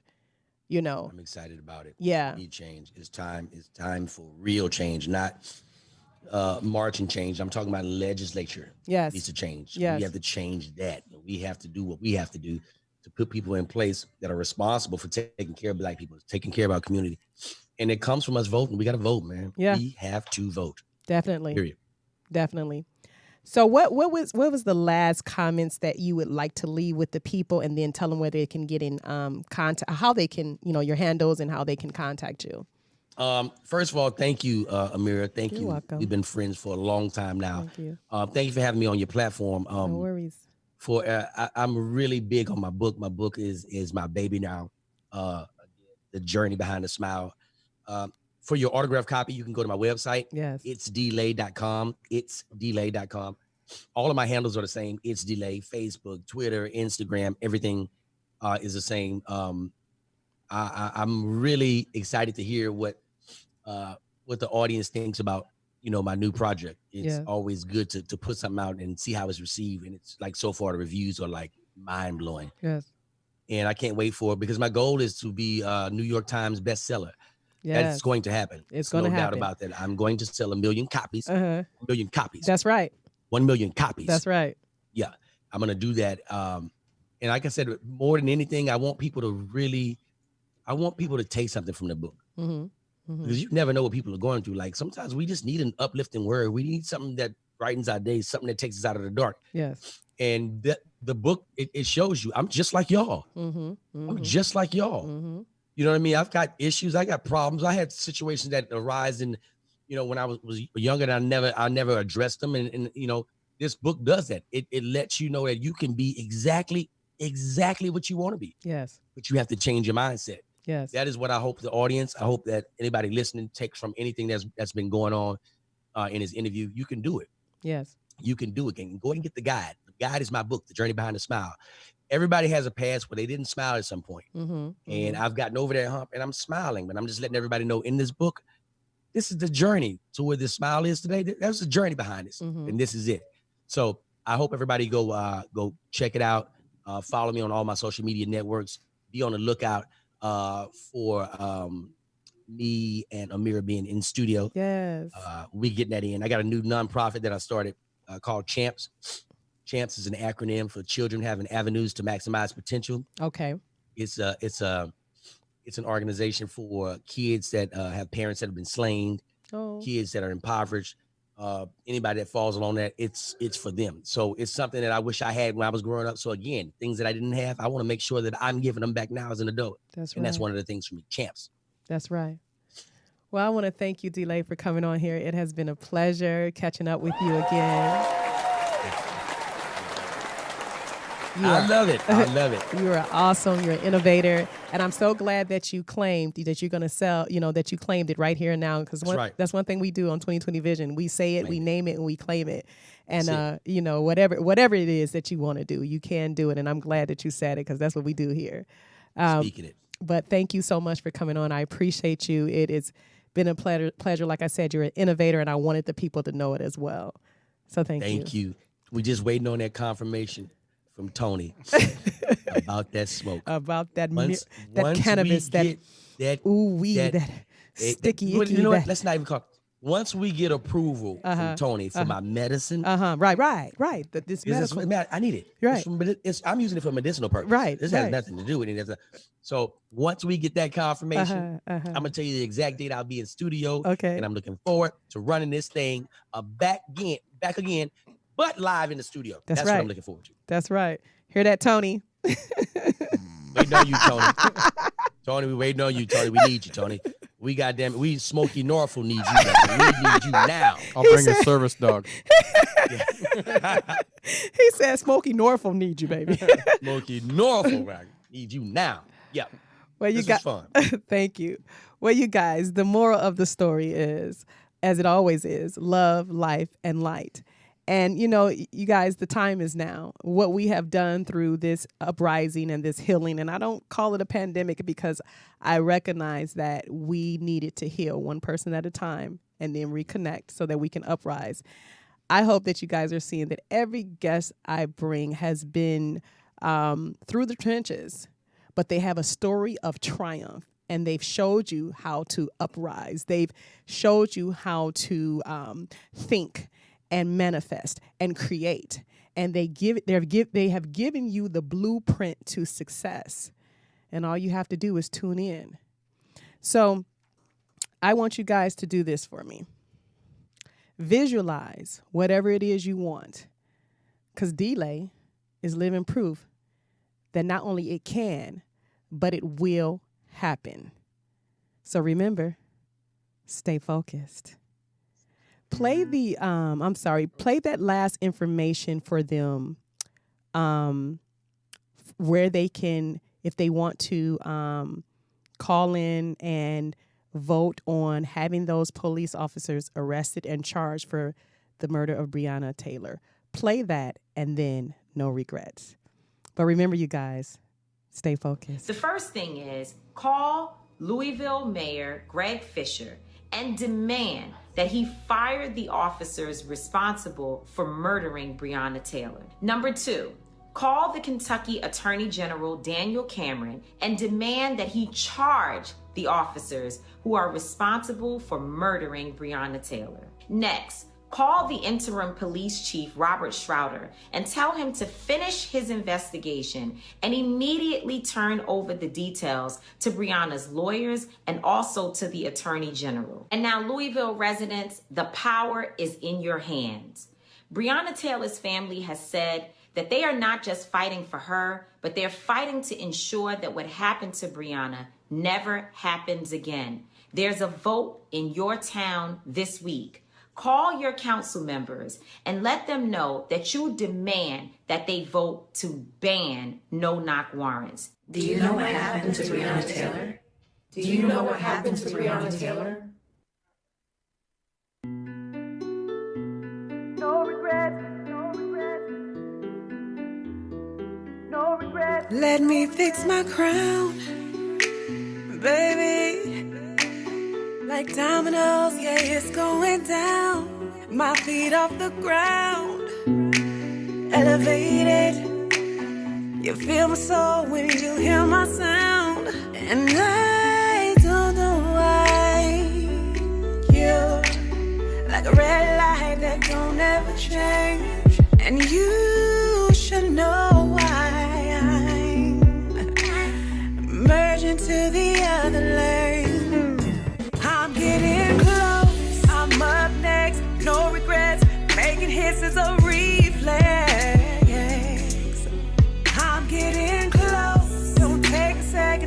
second guess. Riding high, so you know I'm blessed. Oh yeah, I'm getting up next, no regrets. Making hits is a reflex. I'm getting close. Don't take a second to second guess. Riding high, so you know I'm blessed.